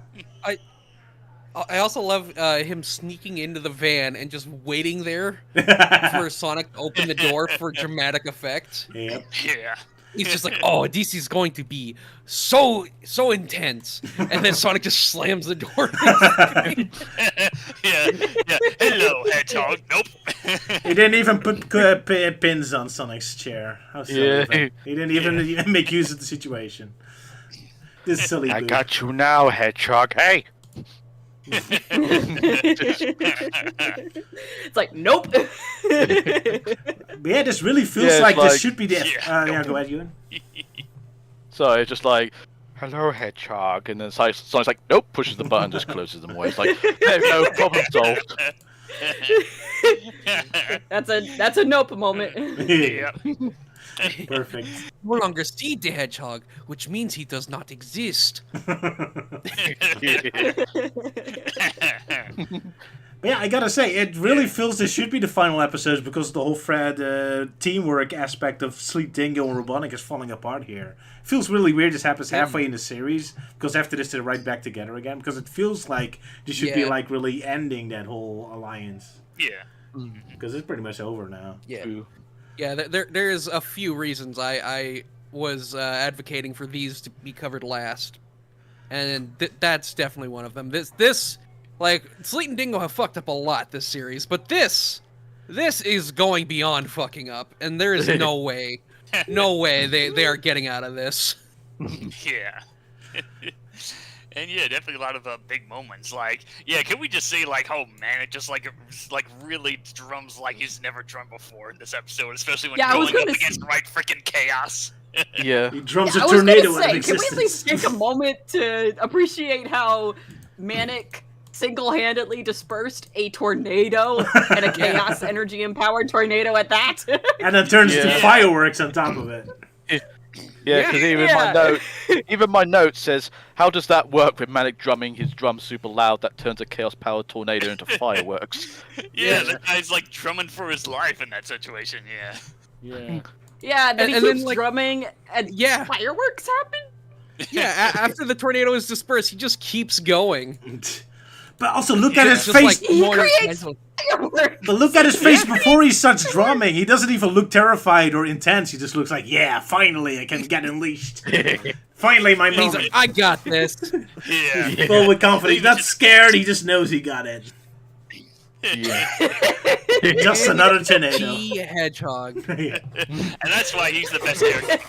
Oh, Yeah. I want to point out the bit where Dingo tries to put together the emerald and he gets electrocuted and then all the beams came out of the planet. I think everything should have been killed dead by then. Yeah. Like Yeah. 1,000 times covered in radiation. Yeah. Oh no! Oh yeah. Everyone died. died. The end. Yeah. Speaking of Dingo, yeah, it's probably a good time to I think it's a good time to mention that this particular episode might not be well suited for people that suffer epileptic seizures. Yeah. Oh yeah. Because Yeah, there's no. quite a bit of flashing with yeah. Dingo trying to put the emerald together, and especially in the music video. Yeah. Oof. I mean, it was probably fine back then-ish, I'm going to say. But nowadays, it's like, no, it's a bit too intense for modern TVs. Probably. Yeah, so yeah, if you're planning to marathon Sonic Underground and have that condition, then yeah, be forewarned. Yeah, shield your eyes for this episode. But can I just say, I love this concept, and I wish that one of the video games did this. Like, the Chaos Emeralds are broken, all their energy is just unleashed on the world. I mean, isn't that the perfect video game premise? You can just do anything with this. would be sick! It would be. That would be sick! Yeah. That would- I mean, didn't And- they kind of do that with a few games like Triple Trouble or Sonic Blast with the Chaos Emerald breaking in half or something? Yeah, but they don't really do anything like this, where all the trees start flying in the air like missiles and everything. Like, That's it's the problem with trying to make this concept into a game is because in the games, the Chaos Emeralds have broken multiple times and not No, done the Master anything like Emerald it. is broken, but not Yeah. the Chaos Emeralds. Yeah, they've only been like they have. for power. Yeah. When? Well, like, Yes, Melky was when? saying Sonic Chaos, right? Yeah, Sonic Chaos Game and Sonic Gear. Triple Blast. Oh, I mean, Sonic and- Triple okay, Trouble. Yeah. And Sonic Battle. Oh, then change the circumstances that is worse. That the actual essence of the Chaos Emeralds is leaking out of the shards. Like, okay, before the shards still Alrighty. contained the energy, but now the energy's out. Like, it can come out. I mean, like Elise said, it's science fantasy. You can make up a stupid excuse. Well, I mean, the only Even, difference like, is I'd that- say when it comes to science fantasy, though, you still have to have rules, okay? You still have to have rules that you need to follow. You can't just go willy-nilly, otherwise Yeah, that- it's just going to be one of those, our wizard did it things. That's why I say just change Like, the no, circumstances you a have to bit. have rules. You still have to have Yeah, yeah. rules, Well, okay? let's say Robotnik Yeah, Robotnik sucks up the energy out of the emeralds into a machine. That machine breaks because usually the shards would contain that energy, but now it's it's changed the circumstances. He could come up with an excuse. Yeah. Come on, any writer can Yeah. come up with something. Yeah, and Yeah. mostly in the main games, they just have the emeralds, like, lose their power. That's You true. know, It's Sonic Yeah. Adventure, yeah. like it's Sonic Unleashed, they lose their power and you have to restore them without the aid of the Master Emerald for some reason, because the Master Emerald can freaking do that. But Yeah. it's like, yeah, but it's like, no, it's like if the emeralds break and then their energy just goes haywire, like that would be sick. And you have to like navigate through like chaos, like bombarded areas. Mm-hmm. Yeah. That would be Like very Yeah. interesting. that would be awesome. I'd like to get the emerald shards fixed. And so So yeah, in a lot of ways, like Sonic Underground, despite the circumstances, it's much more visually appealing because clearly in the game, Sega doesn't have the budget for those kind of visuals. No, not now anymore. Anyway. Yeah, not anymore. No.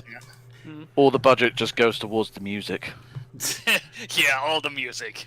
I like the idea that the Chaos Emerald could be like some kind of corruption, like it's like corrupting the environment or it's giving people like chaos radiation sickness or something. Sure. Could do a Yeah. lot of interesting things. I mean, Chaos Emeralds, energy can do anything. Yeah. I don't know. For some reason, when I think about Chaos Emerald radiation energy sort of thing, I'm just imagining everyone just getting all hyper and just running all over the place. Oh yeah, like in Sonic Yeah, Boom like- Madness with Shadow. Yeah. Oh yeah, that one. Okay. He sure is hyper. I love this picture you got on the screen right now. No, Knuckles, don't look at Ken Pender's comic. Oh yeah, the Lower Suit Chronicles. Oh my god. Screaming. God, the What have they appropriate done to my reaction. people? Yeah, what have you done to me? Cause like, oh, that's not Knuckles, that's Nux or Nox. whatever. Yeah, Nox. Yeah. Yep. They just Not recycle. gonna lie, looking at that cover makes me physically ill. Yeah, Yeah. it is not pretty. Yeah, sad thing is the book, despite Pender's like, oh, it's gonna come out super fantastic and saying that for years, yeah, sad thing is the book kind of actually did come out. It's kind Yeah. of tragic because he did Although- put a lot of effort into that cover. There's a lot of technical complexities with the shading and all that. But yeah, it's not in Yeah. service of anything that's aesthetically pleasant. No. No. Yeah. Yep. But still, I have to I mean, credit. he does have drawing talent, but he just doesn't have a good style. Yeah. Yeah. That's the best way of describing it. That's a good way to Yeah. say it. Might have, yeah, it was probably like a good artist from like way back when he. Well, yeah, okay, to be fair, he wasn't that much of an artist on Archie Sonic. He only did like 5 or so. He was always just the writer guy. Yeah. So yeah, not much artistic experience. Yeah. Well, then again, he did work on some Star Trek comics back then, but yeah. Fair enough. Yeah. One shot that I found fun is that when the earthquake happened, I was like, what happened to Knuckles? Did he get hit by a Goomba or something? Oh yeah, that's freaking Yeah. shot. Little baby man. Yeah. Knuckles is tiny baby. Yeah, if you thought Knuckles' first episode got really fucky with the perspectives and sizes and whatnot, then you ain't seen nothing yet. The show has serious problems with perspective, yes. And the smaller he gets, the more on model he looks. Yeah, I kind of feel like Knuckles is like the shortest of the group when compared to Sonic and the other hedgehogs. Yeah. Definitely. Oh yeah, like the last shot of the next episode really Yeah. exemplifies that, but we'll get to that. Yeah. Anyways, so I got a couple of notes. One is that like when they're going up the stairs to meet a fair, we've seen many times Sonic could have easily just picked up his siblings and ran up the mountain himself. Yep. But he makes them walk. He makes them walk up all these stairs. Yeah, do Well, your he exercises. Yeah, I mean, he doesn't want to deny Sonya all that legwork she's been doing at the gym. Yeah.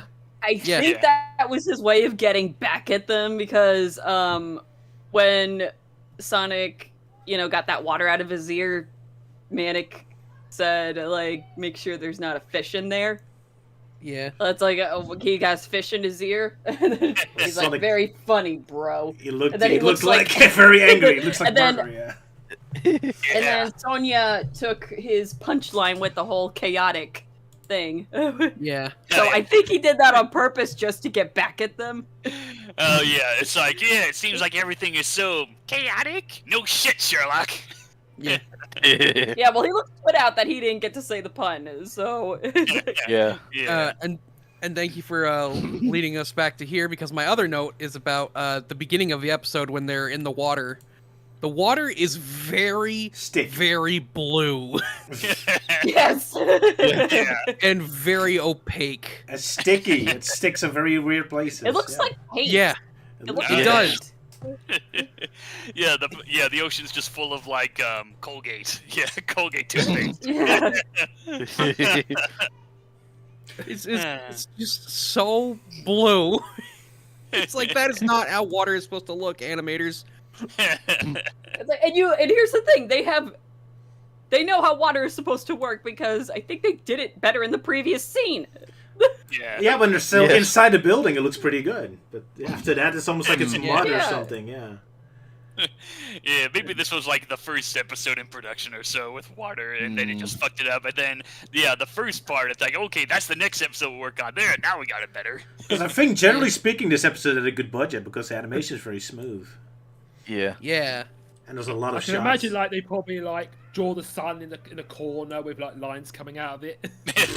Just because of how the animator coloured all that in, though. I'm assuming. Because he's like, yes, water is blue. Let's make everything blue. Yeah. So it must have been like a first-time animator trying to colour it all in on the computer. I guess Maybe so. they were colorblinder. I don't know. Anyway, I gotta say, this episode was very intense. It was a very interesting atmosphere, different than another episode, because they're constantly like running away from all the weird effects happening. It's only a shame in one scene that is very intense where Sonia is stuck in that cliff, but then they're constantly making these stupid Saturday morning cartoon jokes. It feels very inappropriate. It's like, well done! And a second later, oh, I'm about to die! Ah! It's like, don't stop making jokes all the time! Yeah, like, especially after it cuts, like, goes back from commercial break and it goes like, oh, Sonya's falling, and then Knuckles is, like, looking down, like, smiling, like, haha, so long, bitch. Because I'm like, Knuckles, now's not the time to be smiling. Sorry, dude, it's our status quo on the show that we have to smile for no reason. Yeah. Oh yeah, and of course how Sonya just lands just awkwardly. Like literally just headbutting her head on the ground. Yeah. I find it very funny, face yeah. plant. It's Sorry. okay.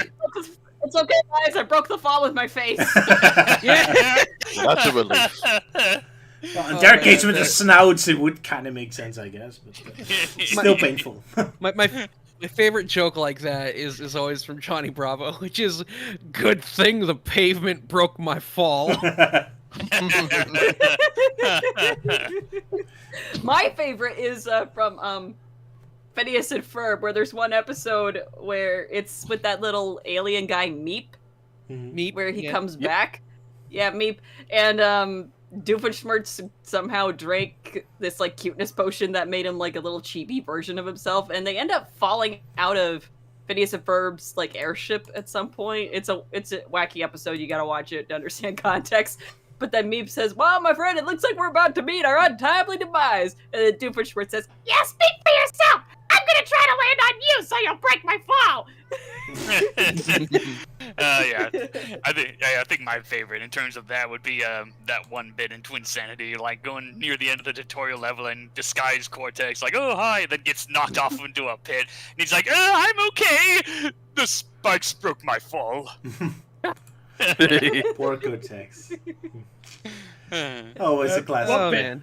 Yeah, Luke, go ahead. There's one bit that that I found a bit funny is that when Robotnik was like getting angry or something, and there's a roboticized alligator or crocodile next to him with a pillow. I know he's supposed to be like a pillow fluffer for him, but at first I thought it was like, that's Robotnik's like, that's it, I'm gonna go kill myself. Oh, jeez. I order you to suffocate me. I'm sick of this shit. Ooh, that's dark. Just end it for me already, robot. As Yeah. a command, sir. Yeah, fuck Also the Council of Four. This is how Robotnik really dies. Die from depression. Oh, no. Oh no! Also, the animators of this scene were like confused on what to do with Robotnik, because like Robotnik is like talking about like, oh, it's just not fair, and he starts crying, but like as he's crying, like the ground starts to shake, and he's just got this terrified look on his face, but he just keeps crying. Yeah, that's one That's delayed good. reaction there. Yeah. And well, he just looks like that the whole time. I didn't get my sherbet ice cream. Almost like he's woken up from a bad dream there. It's like, no, no. No, I was called mommy. No, I want to be called daddy. Man, but I gotta say, the exterior shot of Robotnik's base when all the green lights going off is so cinematic and awesome, epic looking. Like, is this the final episode? This is exactly got a shot you want. Like, Yeah. so Yeah. intense. Yeah. Like, that was pretty awesome Yeah. to see. Yeah. So to give Oh, the yeah. animators a little credit here and there, you know, can always bash them. Yeah. Oh yeah, one more thing to go back to that one robot with the pillow. Yeah, my headcanon is that Vector got roboticized in that universe. Oh no! Oh no! Not Vector! Oh no. Here's your pillow, sir. He found the computer room and he was not happy with the results. Yeah. Yeah. And thus he Oh, decided to try and no. kill Robotnik with a pillow. Don't diss the money, Oh, no. This is what you get for not paying me. Yeah. Sorry, my program crashed. No worries. Oh no. Fun. I mean, let's see. What points But are do we I still have that I live, could or- say? Yeah, well, no, we're still live. I think it's just Flash that crashed for him. Yeah, it's just Ah, black okay. screen now. Sorry, I'm trying to. Yeah, set it's it the again. black screen of Ah. death. Well, okay, now it just turned black on my end. Yeah. Me too. Yeah, apparently. Yeah, I think Vector found the computer room and he just crashed it for Roger. Yeah, it just crashed it. My computer was not happy with that joke. No. No, Yeah. maybe that's his revenge for getting roboticized. Yeah. Let's see. One of the notes I wrote down was like, I'm still scratching my head over the decision of where they basically put like 2 part 1s, 2 different stories together, and then the same thing with part 2 and 3. It's like very confusing because one minute you're watching the beginnings episode, and then you're watching the Flying Fortress, and then you're watching the second part of the beginnings story, and then you're watching No Hedgehog is an Island. So it's just like, whose smart idea was that? It's a very confusing official episode order. Yeah. Yeah. I mean, at least with Delta / Shout Factory, they at least put the 3-parter separately. So that's a positive for their DVDs. They put the 3-parter in like the correct order, and they were also nice enough to have like the beginnings 3-parter to like start at the very beginning on Discord. Yes. Hence why I suggested we do that as opposed to just going straight to Wind Bell Blues. Yeah. Yeah. But yeah, Oh that's yeah, it. let's see. Another. Sorry. What were you about to say, Roger? No, nothing important. Go ahead. Because I mean, Just- one thing I wrote down was like the moment Sonic started to drive off in the camper van, he just drove straight into a fallen tree, despite the fact that you could clearly see that he could have just simply gone around it. Yeah. But he's like, no, I'm not turning around for this tree. I'm gonna go head on. Get I out wanted of to my talk way, about tree. Sonic repairing that car. That was so funny to me. So he presses the button, but the battery's up. So, the battery's up. And he presses the button again. And he presses the button again. And he presses the button again. It's like, what are you trying to do? Battery is up. So he just keeps pressing. And then just by complete luck, he happens to get hit by that energy beam that makes his car drive. If that didn't happen, I guess for hours you would just keep pressing that button. Well, battery's still empty. The battery's still empty. The battery's still empty. And then he finally moves and he immediately crashes into a tree. It bothers me, and it bothers me the sound effect they have for the engine when he's trying to start it, because it goes "Vuh, vuh, vuh, vuh," and it's like, that's not what you hear if the battery's dead. If the battery's dead, you just hear a click. Yeah. So clearly the battery's not dead. Oh well, science fantasy car makes different noises, I guess. Yeah, and Sonic like promises to his siblings, "I'll be back as fast as I can drive a van," and then he gets there and the battery's dead. Well, shit. Yeah. Well, I'll teach him. And that's why Sonic Also, shouldn't something I drive a have to car. point out. Yeah, go ahead, Elise. Yeah, something I have to point out. When they're escaping, and then Sonya asks where Knuckles is, Manic says he was right behind me, but Manic was the first one to get in the van. That's a good point. Yeah. Yeah. It was Sonic who was the last one to get out. Yeah, but Manic is Yeah. overpowered. He Well, knows then these again, things. Manic was the last one to jump into the hole. Yeah. So, like, he was the last one Yeah. to jump in, but also the first one to jump out into the van. So, because he's just efficient like that. Yep. Yeah. yeah. He found the shortcut in Knuckles' tunnel. Yeah. Yeah. He knows all the shortcuts. Yeah. Speedrun strats. Speedrunner. He's a gamer, so Yeah. why not? Yep. Yeah. Yeah. Love the different ways that the hedgehogs jumped into the hole. Yeah. Like a very animated Knuckles, like down this way, and then everyone just jumps in all different ways, including Sonya holding her nose. It's like, I don't think there's water in there unless you're concerned that Knuckles is sweating a lot. Maybe there's just a lot of dust. Yeah. And Yeah. Manic. And then Manic dives in. Yes. Yeah. He's like, Geronimo! Ow, my head! my hair. Only Manic would be that fearless. Yeah. Yeah. Yeah. And also, what's up with Knuckles in that shot? That's like great questions. Think of French. That is a smear frame. There's just a Yeah. whole bunch of like smear frames of him popping out of the hole, and I've picked the goofiest one for that screenshot. I'm like, oh, this is great. I knew I should have taken a turn at Albuquerque. Shit. Love a good smear space. Love a good smear shot. One shot. Yeah, that that's why I keep saying that people are really sleeping on the show for like YouTube poop material. I mean, like, come on, you got more than enough material for that kind of stuff. Indeed. Luke, go ahead. One shot that I found a bit jarring is when you get a close up of Knuckles without any shading, and he looks like something out of a British cartoon. Oh yeah. Oh yeah. Like the Oh, early yeah. sort of like computer coloured sort of cartoon. Yeah. Oh my gosh. Now that you pointed out that he's lacking shading there, yeah. I'm like, why does he look so off? That's it. It looks really terrible. Yeah. Almost reminds me of my own cartoons. And that's the line where he says, "All over Mobius." And the animator forgot to colour in the shading, so it just looks that bad. Yeah. It could have looked so dramatic, but it's just like, oh no, I can't be bothered. Next scene. Yeah, all over Mobius, including you. That points at the viewer. He looks like he wanted, All over Mobius, he looks including like that he wanted- animator. He looks like he wanted into an episode of Danger Mouse or Count Duckula. Oh yeah, kind of a Danger Mouse look, yeah. Or Dennis the Menace. I was thinking that, yeah, the UK British one. version. Yeah. Yeah, the British version, yeah. Well, I think on that note, we should probably move on to the next episode. Probably best, yeah. Yeah, because we still got a lot of other stuff to do, yeah. Indeed we do. Alright, then let's meet and get the video prepared. Echidna in town it was. Alright then. Yeah, new Echidna in Yeah. town. New Echidna in town, even though that doesn't feel Yeah. relevant to the episode, but whatever.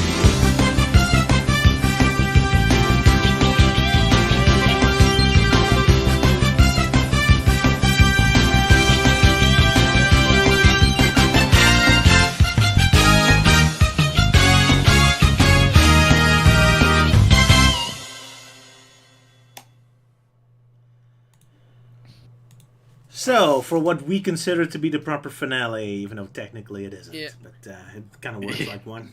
Kind of weird that Dingo would be the final battle, but he's the muscular guy, I suppose. Who's the lucky bastard?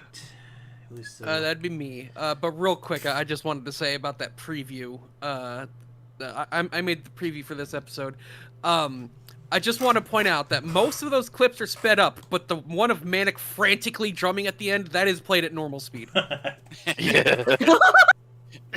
Yeah, I did kind of do that with my intro too, where everything's like at speed and then slots, but then like one frame with Mathair turning around, that was just done at normal speed, mostly just timing correct, yeah. Yeah, Alright, so Manic is fast, yes. Go ahead, Sala, sorry. Alright, our final episode begins with Queen Alina giving us our most cryptic opening message yet. Straight up villain speech shit. On the surface of the near-doomed planet, Dingo is having regrets about his actions as he tries fruitlessly to force the Chaos Emerald shards back together. Nearby, the Sonic Underground camper van tries to escape the rapidly expanding light, but quickly gets engulfed, the van shaking violently around. Sonya declares that they have to find Knuckles before Robotnik does, so Sonic slams on the gas, the van surging out of the light and making me wonder why Sonic wasn't driving at full speed before. The Hedgehogs arrive at where they last saw Knuckles and attempt calling out for him, to no response. Sonya declares that Knuckles wouldn't have surrendered without a fight, even though they all knew he wanted to heed Thair's warning. Sonya begins to cry at the thought of Knuckles being either injured or dead. Meanwhile, Sleep brings Knuckles to Robotnik as requested. Robotnik compliments Sleep for his surprising efficiency, only for Knuckles to immediately shut that down by revealing that he came of his own free will. Knuckles proposes a deal, but Robotnik is uninterested, though curious as to why one is being proposed. Knuckles expertly plays Robotnik's ego by not pointing out that they have a common interest in saving the planet, but by pointing out that the planet being destroyed would destroy Robotnik's empire as well. Robotnik acknowledges that he's always willing to save himself, so he accepts Knuckles' proposal on the terms that Knuckles brings him the Hedgehogs. Knuckles refuses the deal, but Robotnik attempts to guilt-trip him by blaming the inevitable destruction of Mobius on him. Knuckles calls Robotnik's bluff, only for Robotnik to reveal that he's not bluffing, and would rather let the planet be destroyed than let Sonic win. Sleet pleads with Knuckles to agree to the deal. Knuckles, terrified of what he must do, asks about the fate of the hedgehogs if he agrees, spending just a little more time concerned about Sonia than her brothers, with Robotnik clarifying that he won't roboticize them and will instead keep them as prisoner so he can taunt them forever. Knuckles reluctantly and tearfully agrees to the terms of the deal. Back at the base of Aetherius Mountain, the Hedgehogs argue about what their priorities should be, with Sonia declaring that they need to rescue Knuckles, and Sonic iterating that saving Mobius is more important, but Manic reminds them that they need Knuckles in order to save Mobius. A bright green light interrupts their conversation, and the Hedgehogs take cover under the camper van, the shaking ground causing a disturbing amount of loose screws and bolts to simply fall out of the van. The light passes harmlessly over the van and drifts away, leaving things surprisingly peaceful. Knuckles then appears and Sonia rushes to greet him, but Knuckles stops her and then lies about escaping from Sleet. Sonia smiles and blushes as she states how happy she is that he's safe. The not at all suspicious Knuckles asks the Hedgehogs for their help in gathering the Emerald Shards, who happily agree. In the van, Manic teases Sonia by telling Knuckles that she was willing to sacrifice Mobius to save him. Knuckles half-heartedly agrees that saving Mobius is worth any cost as we cut to commercial. Back from commercial, Knuckles is suddenly a lot more lively as he leads the Hedgehogs towards the Chaos Emerald through the chasm. Atop the chasm walls, Robotnik has his SWAT-bots fire some kind of instant freezing foam, which stops the camper van in its tracks. Manic spots Robotnik, who asks them to stick around as his SWAT-bots aim their Super Soakers at them. The Hedgehogs opt to take him up on that offer rather than run away, and are quickly stuck in place, as now that foam simply makes things sticky instead of freezing. Sonic asks Knuckles to help, but it's at this point that they discover that Knuckles led them into this trap. Robotnik gloats, much to Sonia's disbelief, before ordering them to be roboticized. Even though it seems more in character for Robotnik to keep his promise to keep the Hedgehogs prisoners so he can taunt them, Robotnik is being smart for once and is not taking any chances. Except for the fact that he has left Knuckles unrestrained this entire time, so when he orders that Sonia be roboticized first, Knuckles gets pissed and begins fighting back. Knuckles destroys the SWAT-bot and steals its Super Soaker. Robotnik tries to plead with Knuckles, but he ignores him and shoots the SWAT-bot carrying Sonia with the foam, causing it to fall into the roboticizer, which immediately activates. In a panic, Robotnik tells them that roboticizing a robot will overload the system, which makes his threat to Sleet in the previous episode suddenly stupid. Sonia, still covered in foam, tries to run from the impending explosion, but is unable to move. The explosion sends her flying a great distance, but the foam quickly snaps her back into place, dizzy, but unharmed. The original ditty to Where the Sonic Underground plays again. Knuckles flips a switch on the Super Soaker, which gets rid of the foam immediately, freeing both the Hedgehogs and their van, allowing them to make a quick getaway, but leaving Robotnik and Sleet free. As Manic runs over some SWAT bots, they realize some lava is flowing towards them. With Robotnik's forces chasing after them, they're trapped in the chasm. Knuckles jumps out and digs an absolutely enormous hole in the wall of the chasm, allowing the Hedgehogs to drive their entire van through his tunnel, leaving Robotnik to deal with the lava as Sleet what? What? We It's like Elise lost... suddenly, we lost Elise. Oh, there she is. Okay. Okay, Internet their entire... crashed. Yeah. No worries. Allowing the Hedgehogs to drive their entire van through the tunnel, leaving Robotnik to deal with the lava as Sleet completely fucks up and prevents them from simply flying out of the chasm. After the Hedgehogs reassure Knuckles that his act of desperation was justified, they go off in search of the Emerald again. Finding the source of the light, Sonic takes the canister and confronts a still determined Dingo, not expecting in return to be confronted by Sleet, who was somehow already there. A SWAT-bot picks up two of the two Emerald Shards and starts surging out while Sleet confronts the orange turncoat. He transforms Dingo into some kind of safe as the SWAT-bot brings the Emerald Shards over to him and stores them inside of Dingo. Sonic tries to warn Sleet that it won't be enough to contain the Chaos Energy, but it's too late, and Dingo begins to transform into a slimy kaiju right before we cut to commercial. After the break, Sonic and Sleet work together to try and forcefully shapeshift Dingo into something harmless, but it doesn't work, so Sonic runs off to get help. Sleet tries to reason with Dingo, who at this point is now just a shape-shifting monster that wants nothing but chaos. Sonic makes a timely Jaws... What? Anyway, Sonic makes a timely Jaws reference as Chaos Dingo goes on a rampage, setting off volcanic eruptions with his power and even challenging Manic's earthquake powers, somehow shattering our MVP's drum set in the process. Robotnik shows up, having missed the past few minutes, and orders the Hedgehogs captured, unconcerned about the rampaging monster and believing him too incompetent to be capable of destroying Robotropolis. Sonic attacks Robotnik's ego by pointing out that Dingo stole the Chaos Emerald from Robotnik in the first place, which infuriates the Doctor so much that he immediately switches sides and agrees to help Sonic, even going so far as to compliment Sonic's plan. Chaos Dingo gets within sight of Robotropolis when suddenly Manic starts strumming again, leading into our final song, which seems entirely unnecessary and unhelpful. Seriously, they are literally getting tossed around while playing this song. While Chaos Dingo is distracted, Robotnik SWATbots blast their Super Soakers at Chaos Dingo's feet, trapping him in place, because I guess now his shapeshifting powers decided not to work.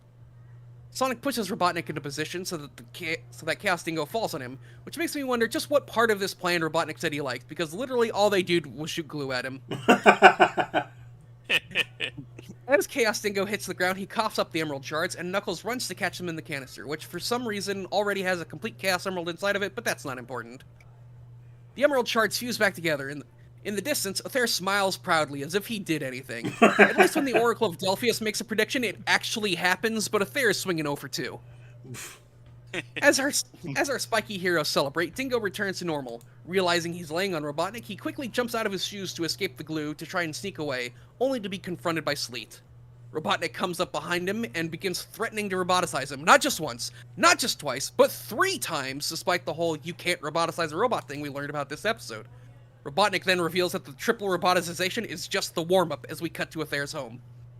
Aether tells Knuckles that he must keep watch of the Chaos Emerald on the floating island, even though he already has 1 emerald to worry about. Sonya asks Knuckles to formally join the resistance, but Aether cockblocks his descendant by pointing out that Knuckles is duty-bound to the island.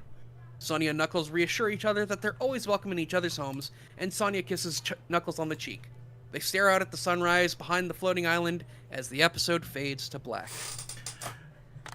Yeah, that romance came out of nowhere. I don't remember that being It set up. Sure did! Yeah. Yes, it did. Random romance, yeah.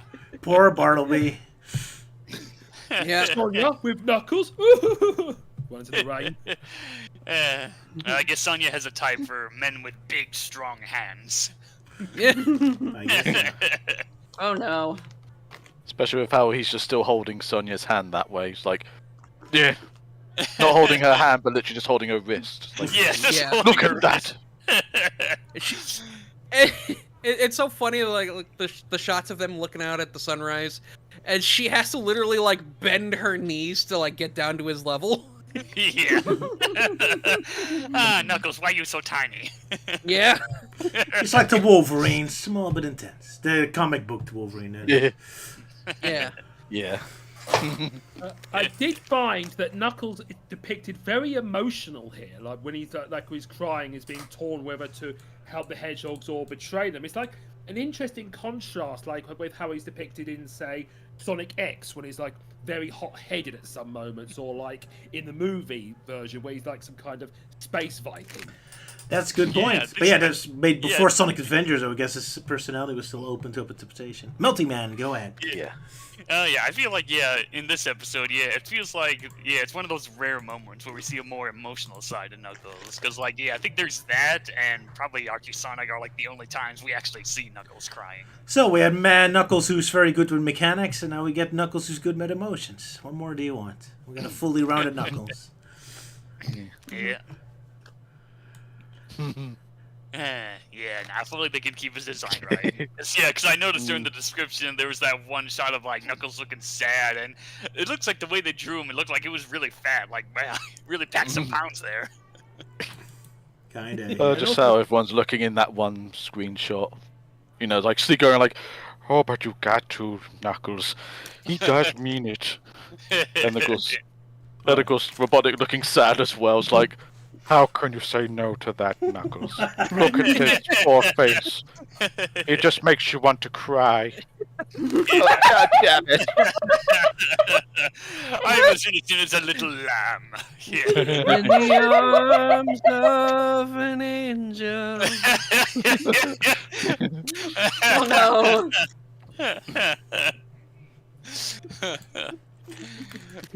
In the arms of Robotnik. Oh no. Made it worse. Yeah. But yeah, it's kind of interesting episode where we actually get the Chaos Emeralds bring in their personality a little bit through Dingo. I mean, this is the only time besides the second Sonic movie where the Chaos Emeralds really get like an agent working for them, you might say.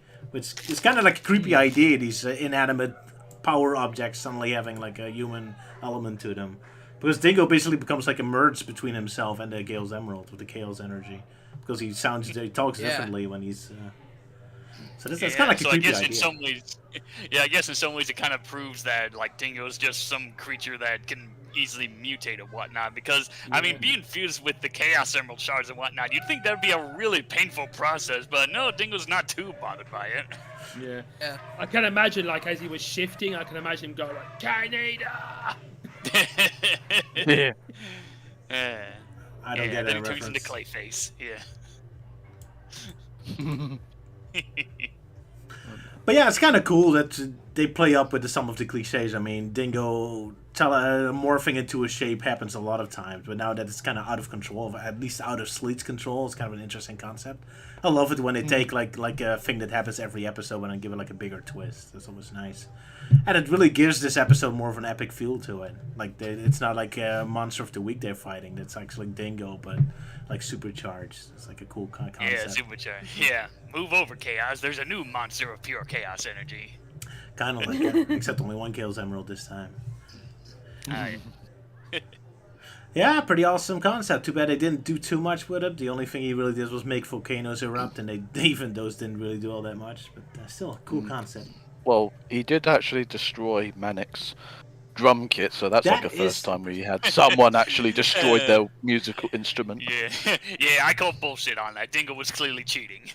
And a creepy moment where his mouth turned into like a tool or something. That was really creepy. Oh, yeah, it turned like into a megaphone when he's like, I want chaos! That was a pretty intense moment, jeez. That caught me off guard, at least. Well, now that I think about it, it kind of looks more like a foghorn instead of a megaphone, Yeah. Yeah. But yeah. I was gonna say it almost looks like a leaf blower or something. or it almost kind of looks like a kazoo. Yeah, just an oversized kazoo. It is a silly object, yeah, but still, the fact that it suddenly happens out of nowhere caught me off guard. I'm just thinking about if it's a kazoo. I want.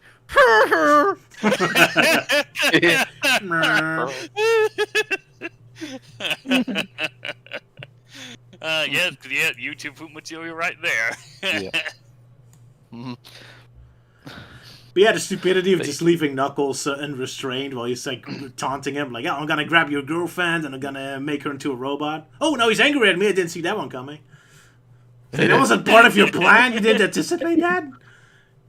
Once again, Robotnik simultaneously being the smartest and stupidest character on this show. Yep. Yeah, Yes. especially when he's very back and forth about exactly. the whole roboticizing robot thing. Like in the previous episode, it's like, "Oh, I'll roboticize you, Sleet, twice," and then the next episode, he's like, "No, you can't roboticize a robot; it'll overload the system." And then at the end, he apparently threatens to roboticize Dingo 3 times. Like, what the fuck? But that's how the series ends. Then he blows up. It happens off screen, Yeah. but that's how Robotnik and Dingo Sleet are defeated. He blows himself up by himself. Robotnik just blows himself up, and the whole Council of Four spiel was, more garbage. Well, you know what they say, evil destroys itself. So Indeed, it does. Yeah. Yeah, I am kind of surprised that after the portable roboticizer blows up, like Sonya's still like covered in that glue and she's stuck there, and it kind of feels like she would like fling out quite a ways, but no, she just like goes out and comes back again. So yeah, that's really strong stuff there. Powerful. Yeah. And that's another thing I said before. That's the reason why I like Sonya in this, and I kind of prefer her over characters like Sally. Is that she's allowed to have funny moments happen to her, like getting slingshot into. Yeah, that's true. Yeah. Backwards. Well, to be fair, She's allowed to have funny moments like that, and I love it. Well, yeah, to be fair, in Archie Sonic, Sally has a lot of other funny moments, but yeah, that's a whole other story. Sonya also looks adorable while she's on this glue with a big smile on her face all the time. My Knuckles boyfriend!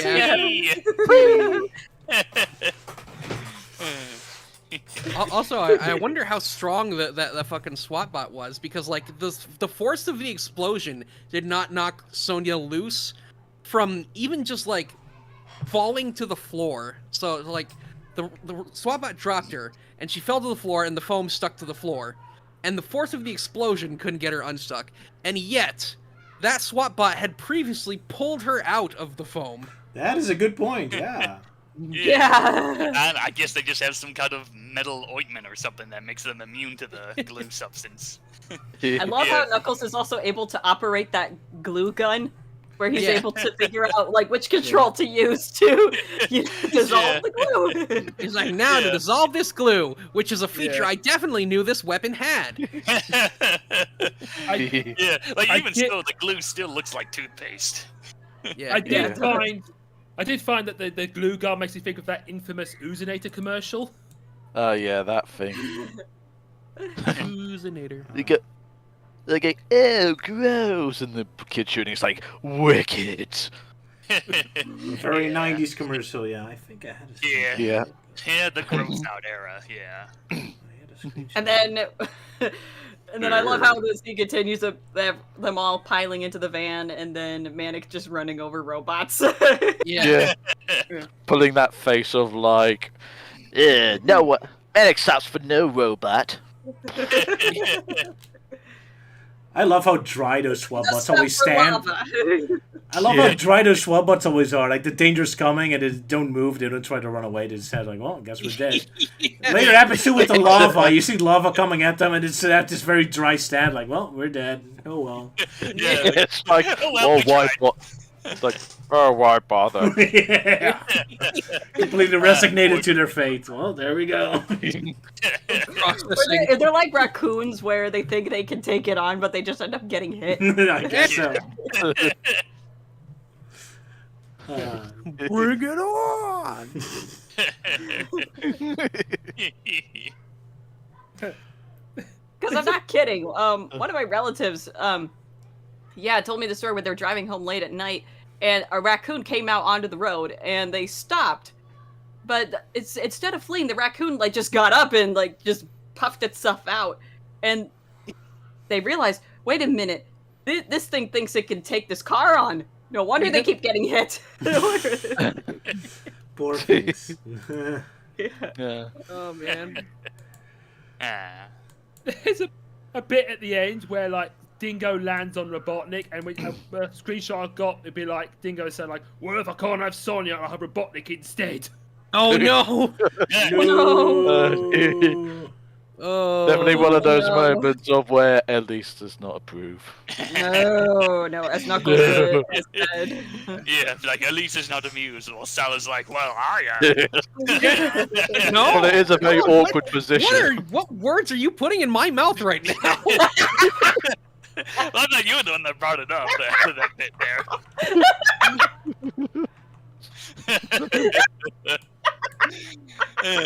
But yeah, so might as well get this out of the way. Like, with that particular shot with Dingo, like, getting off Robotnik. I could just imagine, like, Dingo, I thought what we had was special! Help those white people on him. It's just funny just seeing how Robotnik just looks there. He's just like, he's just accepting his fate at this point. Yeah. Okay, just get it over with. Do as you will. Oh no! Okay, just make it quick. Yeah. Oh no! It got so dark. Yeah. Yeah. And there we go. At least you're wearing protection, right? Right? Oh god! Let's quickly move on to a different joke. One scene I like, one shot I like is when Sonic and friends are about to hit the lava. You see them all have completely different face expressions, like with only Sonya actually terrified. Like Maddox all happy about it. Oh, we'll be fine. No worries.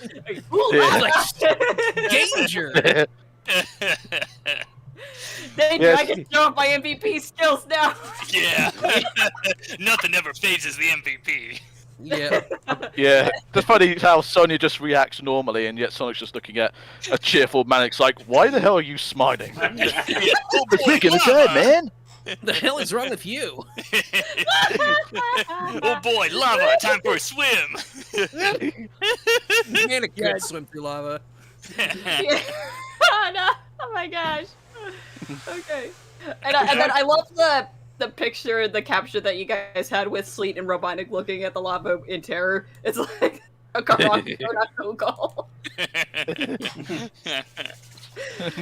I gotta say that was funny.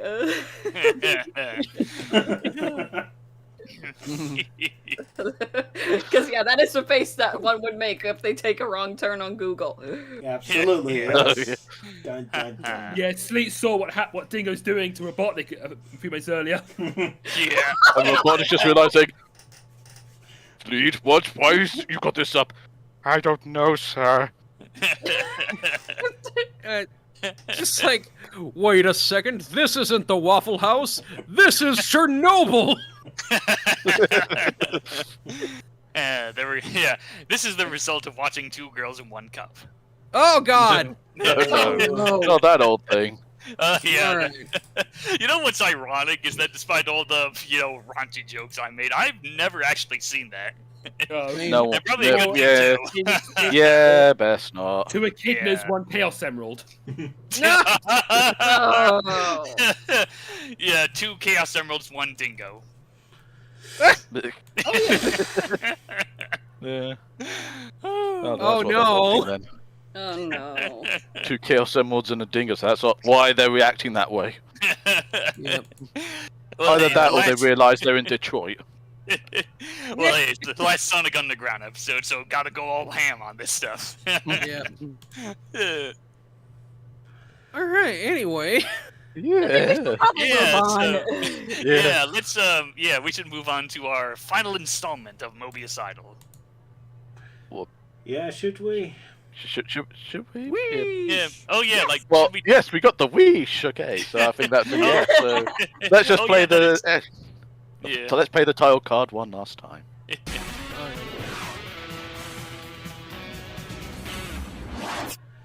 Yeah, 3 songs to judge today, and a pretty decent one. So let's get to it. Yeah. Yay! Yeah, and then after the song, we'll give our quick thoughts on the show entirely. Yeah. And a whole bunch of other stuff. And we've also got a crown a winner song. Yeah, because we got like 4 perfect songs, so we got to decide which one gets to be the best of the best. We don't know if there's only 4 because we're still at 3 ones to judge. Maybe there's gonna be more than 4. Oh, yeah. True. Well, I mean, are you sure we're gonna have time to listen to all of them for the big final ranking? Well, we're got no other choice. It's the last time we're gonna do this. Yeah. We must do this, otherwise So people will be let's screaming start at us for leaving it all unanswered. Indeed. Well, until next time, anyway. Fair enough. But anyway, Flying the live Fortress, stream. no one is an island. Are you folks ready? Ready. I am ready. Hold Yep. on a second. Where are the songs? Black Okay, Dream here we go. Planet. Alright, then Okay. I count down as soon as Flash stops being annoying. 3, 2, 1, and go. No one is an island. No one stands alone. No one is an island. No one's on their own.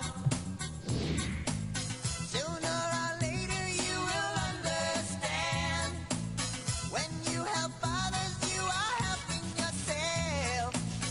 You got to learn to lend a helping hand. Learn to take help when it comes from someone else. Whoa, 'cause no one is an island. No one stands alone. Nobody stands alone. No one is an island. No one is an island. No one's on their own. Nobody's on their own. No one is an island. No one stands alone. There we go. No one is an island. I'm not an island. Unfortunately, I'm North Korea, so I'm still isolated. Anyway. And Knuckles is Bolivia, yeah. Or whatever the flag I mentioned it, yeah. Bolivia. That shot Yeah. almost looks like he's putting up his middle finger. Well, he's kind of doing that.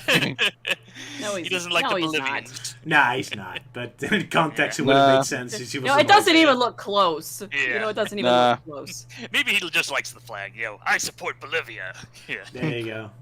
Although I'm just more wondering how he's managing to make a finger with those boxing gloves. That's a Oh, good yeah. question. So, yeah, who starts? Liz, you start. What do you think of this song? Okay, I think I'll give it a 4. Ooh. It's really catchy. I do like the lyrics, especially the verse where Sonic is talking about, like, you know, lending others a helping hand, you know, then also learning to accept help when it's offered to you. I think my only complaint is that it's really repetitive a lot of the time. So that kind of knocks it down a little bit. But overall, it's really good. It's a bop. And I like the rhythm. I like the beat. I like the instrumentation. And I like the message. So, yeah, I'll give it a 4. Fair enough. Alrighty. Euan, what do you think? I think I might be the same as Elise. I'll give it 4 knuckles pointing upwards out of 5. Because I mean, it's an enjoyable beat, but it does get a little bit repetitive with the chorus being a bit too overused. It certainly is. Sala, your thoughts? I went back and forth on this one, and I initially wrote down I'd have a 3, and then as we were listening to it, I'm like, no, this is good. I'm gonna give it a 4, and then like it just got repetitive again, and I'm like, oh, that's why I gave it a 3. So it just drags on just a little too long. But the verse, like the chorus is like boring, but the verse is so good. I like it, but unfortunately, yeah, I just got to give it a 3. Fair enough. I think I give it a 3 too, with the same reasons, pretty much. But yeah, I like the underlying beat. It's kind of nice, kind of chill. A little too repetitive. Yeah, I like the reggae. Definitely. Melty, your thoughts? Yeah, I'm with Sala. I'd give it a 3. Yeah, I think mostly with me, it's like, yeah, it can be repetitive at times, and I guess with my take, it's like, oh, it's one of those, like, yeah, help each other, work together kind of deal, but unlike the previous songs that were, like, more, like, upbeat and had that kind of fast tempo, this one's a lot more slower paced, and, yeah, I'm just not quite vibing with it. Like, I mean, it's not a bad song, you know, it's just okay. You don't like chill. Fair enough. Luke Ski. I mean, this is a show about rock and roll, so, you know, I want some rock and roll. Yeah, you know, 90s guns. That's my kind we'll of get stuff I those, grew up don't on. you worry. But yeah, Luke, your thoughts? Yeah, I'll give it a 4. I like the funky reggae beat. I mean, I don't know, because of like how the Jamaican themes that Knuckles might have had, and also I find the visuals a bit funny with like how Knuckles looks in some shots. I mean, one bit that amused me when he looked under a log and sees the 3 triplets under there. Like, why are you doing that? And it's like, did they get a Minish cap somewhere? Sure, why not? Oh well, musicals and their magic logic. Always fun. Alrighty, so it's above average. Yeah, A I think total that of was 21. yeah. Yep. Sharing alongside with Where There's a Will, There's a Way. Alrighty. Mhm. Dan, Okay. from the episode No Hedgehog is an Island, very close to the song name by accident. But Yeah. the song itself is Learn to Overcome. Are you folks ready? Ready. Ready. Then let's go.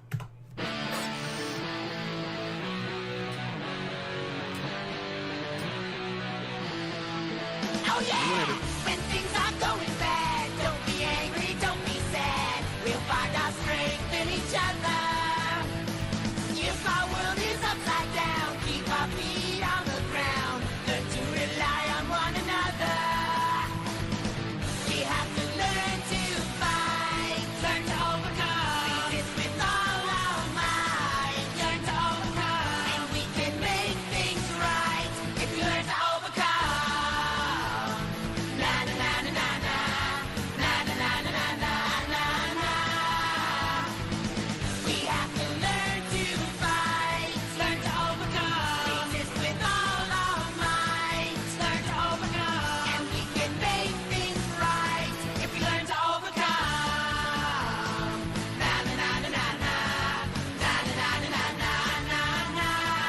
Learn to overcome. So, Melty, you have Scourge and you have Rock and Roll. What more do you want? So, what do you think?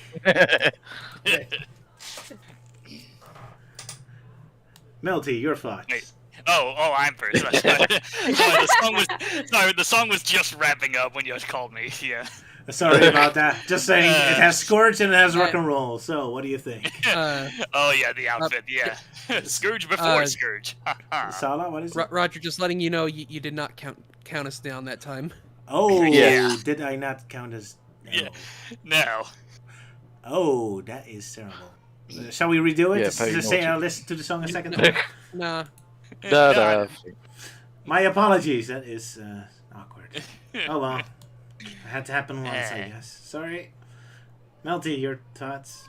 Okay, I guess we're doing it now. Yes. Let's see. Okay. So, yeah, this song, it's, yeah. Yeah, man, the visuals are, like, definitely just screams like 90s. It's like, yeah, really 90s. It's really, I don't know, it's stupid and cheesy, but I just love it. Yeah. Although, like, in terms of music video, like, yeah, it's craziness, but yeah, it's definitely one of those things that if you have epileptic seizures, you really got to avoid this because, yeah, there's definitely, like, screens constantly flashing here and there. So, yeah. But yeah, other than that, yeah, and then and then of course at the beginning of the song, Knuckles is like, "The fuck is going on?" Like, not another song. so yeah, like I just really love this song. It's just really that rock and roll kind of '90s I'd associate the show for. So yeah, it's instant 5 for me. I love it. Alrighty. Luke, your thoughts? Yeah, I like it too. It has that 90s cheese, especially I like the bit where they go like na na na na na na na. And also Na got, na like- na na na. Yeah. Yeah, and you also got like Sonic resembling like evil Sonic from Archie. I'll give it a 4. I mean, it's good, but not there to give me that 5. Yeah. Liz, So it's a your 4. thoughts? A 4, yeah. Yeah. 4. I'm giving it a 5 as well.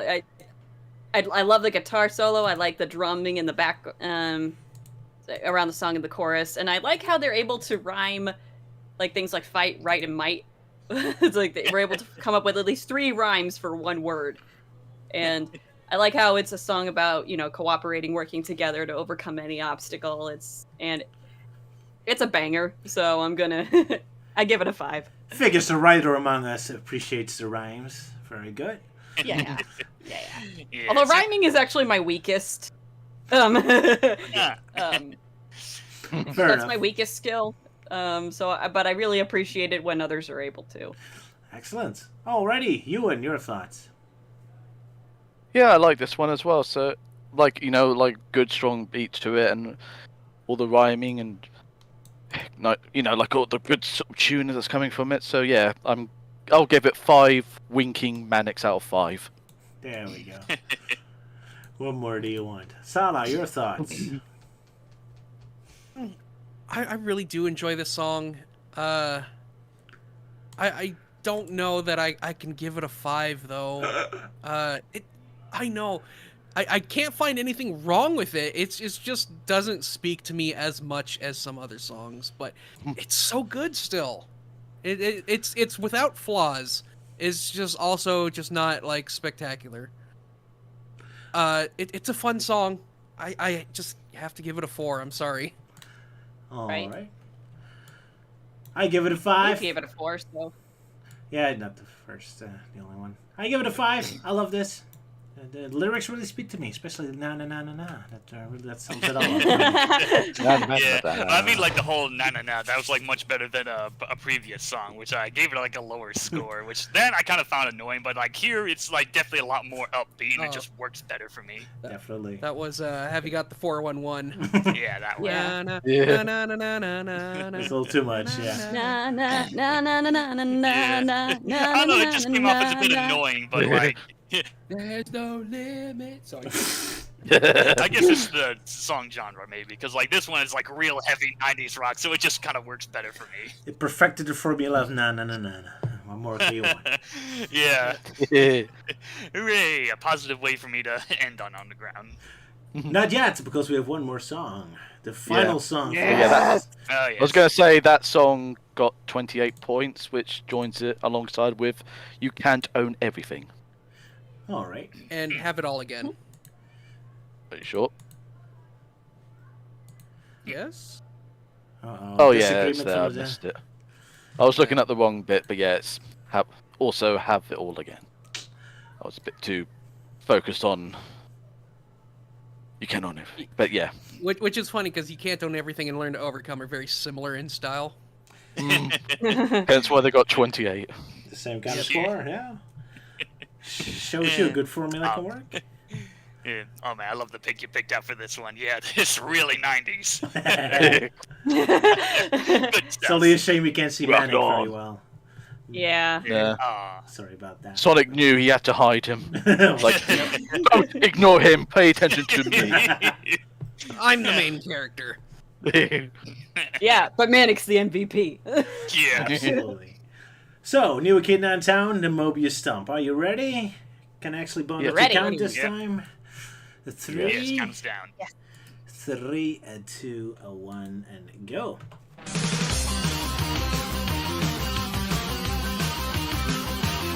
We're gonna tear down the house, rip up the joint, doing the Mobius stomp. We're gonna shake up the street, blast out the beat, doing the Mobius stomp. Gonna turn up the amps till the speakers are blown, pop off the roof till the cows come home. Come on, come on, come on, the thing's ready to blow. We're gonna tear down the house, rip up the joint, doing the Mobius stomp. We're gonna shake up the street, blast out the beat, doing the Mobius stomp. Come on, do the Mobius stomp. Come on, do the Mobius stomp. Do the Mobius stomp. There we go! And we end Sonic Underground with a song that fits as the final boss song of the If This Was a Game. How fitting. Yeah. Very repetitive, I don't care. 5 for me. Next. An automatic 5, I think. Yeah, I've already seen 1-5 in the chat. Yeah. Luke, your One thoughts. spamming 5. My first. I'm a bit conflicted about this. The song's okay. Yeah, it's Ooh. good. Very, very fast paced. Very good.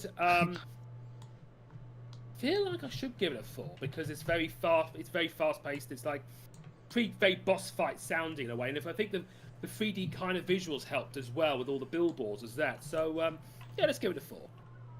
Alright. Okay. Sala, your thoughts. I'm also going to give it a 4, but this one's more of a low 4, while the last one is a high 4.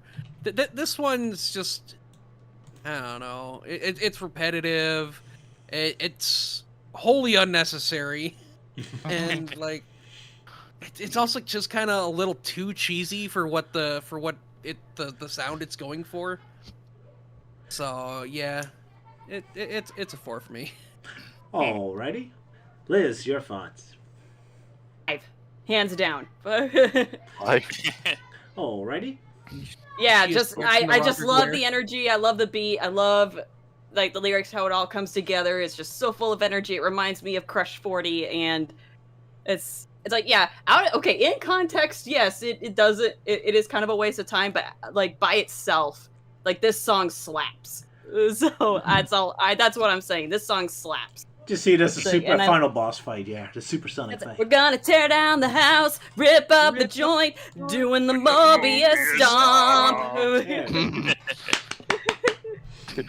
Yeah, Very that violent, just gets you pumped up. I'm sorry, or it just gets me pumped up. I love it. Indeed. Melty, your thoughts. All right, this song.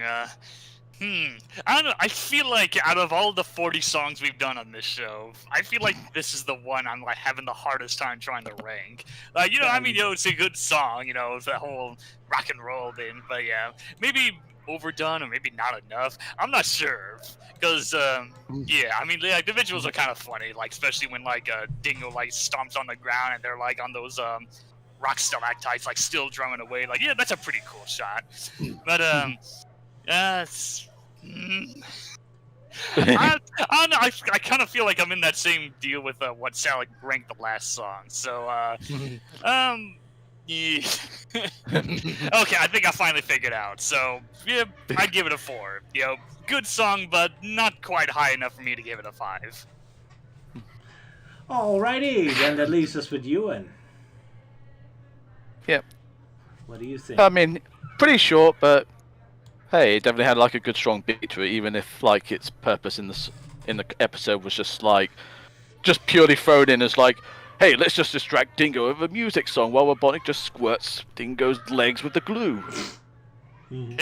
But yeah, also like Sonic does sound pretty violent in this one. It's like, we're going to rip out the house, tear out the joint whilst doing the Mobius stomp. It's like encouraging people just to destroy houses. There's 4 innocent houses. What was something? What I did was you saying, say? I think in that music video, like Sonic's head suddenly swells up. And then it just pops. Yeah. Oh no. But yeah, I'll give it like 5 flaming hedgehogs out of 5. Alrighty then. Oh, it's Uh, half and half for this one. Just like the last one. Yeah, it's Oh. yeah. So it's 15, 27, 27. I believe. Which puts it alongside We Need to Be Free and Fastest Thing Alive. Alright, so we don't have new best songs this time, so we only have the 4. Alrighty. Didn't expect that. Yeah, that's a surprise. Quite surprising, yeah, because I was expecting one of these songs to be a 5, but we just kept it. Just point the finger of blame towards Luke and Sala because they are the 4 people. I'm sorry. Sorry, okay? Oh, so you're basically saying you're sorry, despite the fact you keep threatening us with like a shotgun every time we don't give your song a decent score. Yeah. Okay, you do have a point there. Well, hey, like maybe after the stream, we can just like Roger can put something in the description, like, all right, here are the top 5 songs that we all agree on, and have like a proper top 5 list. Well, we could work it out since we've got like the actual list. I mean, Because yeah. the worst song obviously is "Being a Kid Is Cool" Oh, at yes. 13 points, which is the only song that's in the lower half of 30. Yeah. Yeah. I mean, we do have a top 5 songs. It's the 4 perfect scores and the 1 almost perfect score, Huh. I don't count it. which is the one that should have been a perfect score. Like the top one is the one that we haven't rated. It's the theme song. Well, we haven't rated that one Yeah. either, no. Yeah. Yeah. Which is funny, especially what's gonna be happening in the stream. Well, I have no idea what you're Yeah. talking about. Well, we got to oblige to Rhino because he's been kind of like eagerly hinting, like, "Are you going to play the song? Are you going to play the song?" Wink, wink, nudge, nudge, push, push, poke, poke. Hey, wink, wink, say no more, squad. Yeah, our biggest fan. Yeah, constantly pestering us. We Love you, will, Rhino. but In not a yet. nice way. Yeah. Not yet. We're gonna finish the stream with that. Because I'll be dying of embarrassment afterwards. So, Alright. anything more? Do you want to say the 4 songs that win, or shall we move on to the comic? Well, before we move on to the comic, we should probably talk about our final thoughts. Well, we can include Sonic Underground in our final thoughts, but yeah, if you already want to talk about the final thoughts. Yeah. Well, I mean, like, it'd be a big deal for you, Roger, since this is your first time marathoning the whole show for the first time. So I think you should go first on the final thoughts thing. Fair enough. Yeah, I never seen Sonic Underground before we started, and it was interesting. They've always told me it was kind of like a mix between Sonic CTM and Adventure of Sonic the Hedgehog. I think honestly, it's more like Sonic CTM season 1 and 2 combined. As in, season 1 didn't really have much continuity, so it felt like it just didn't really go anywhere. You get the feeling that it's going somewhere, but then a lot of clues never go anywhere. And that's kind of what's happened here too. Like, it feels like this should be like a big story, but a lot of elements never get shown up. Like at the end of the episode, they get like, "Oh, here's a medal that you need for the future or to prove that you're a prince," but it never shows up. That was a little disappointed. Although it shockingly had more continuity than I expected, like these 3 episodes proved. So I'm not entirely correct. But yeah, it has the same problem I had with Sonic CTM Season 2, that the characters are a little too overpowered. I never believed that Robotnik is really that much of a threat. Like, they could have finished this in half an episode, let's face it. Let's just get Manic, the overpowered guy, to drum his drum, and Robotnik's base crushes into it. Have Sonic do his tornado move, like everyone is, all the enemies are defeated. But yeah, I had a good time. The songs were most of the time good, better than I thought. Sure, a couple times it was a little amateurish and lame, but there were a couple of very good songs. So that was. I'm glad I saw this.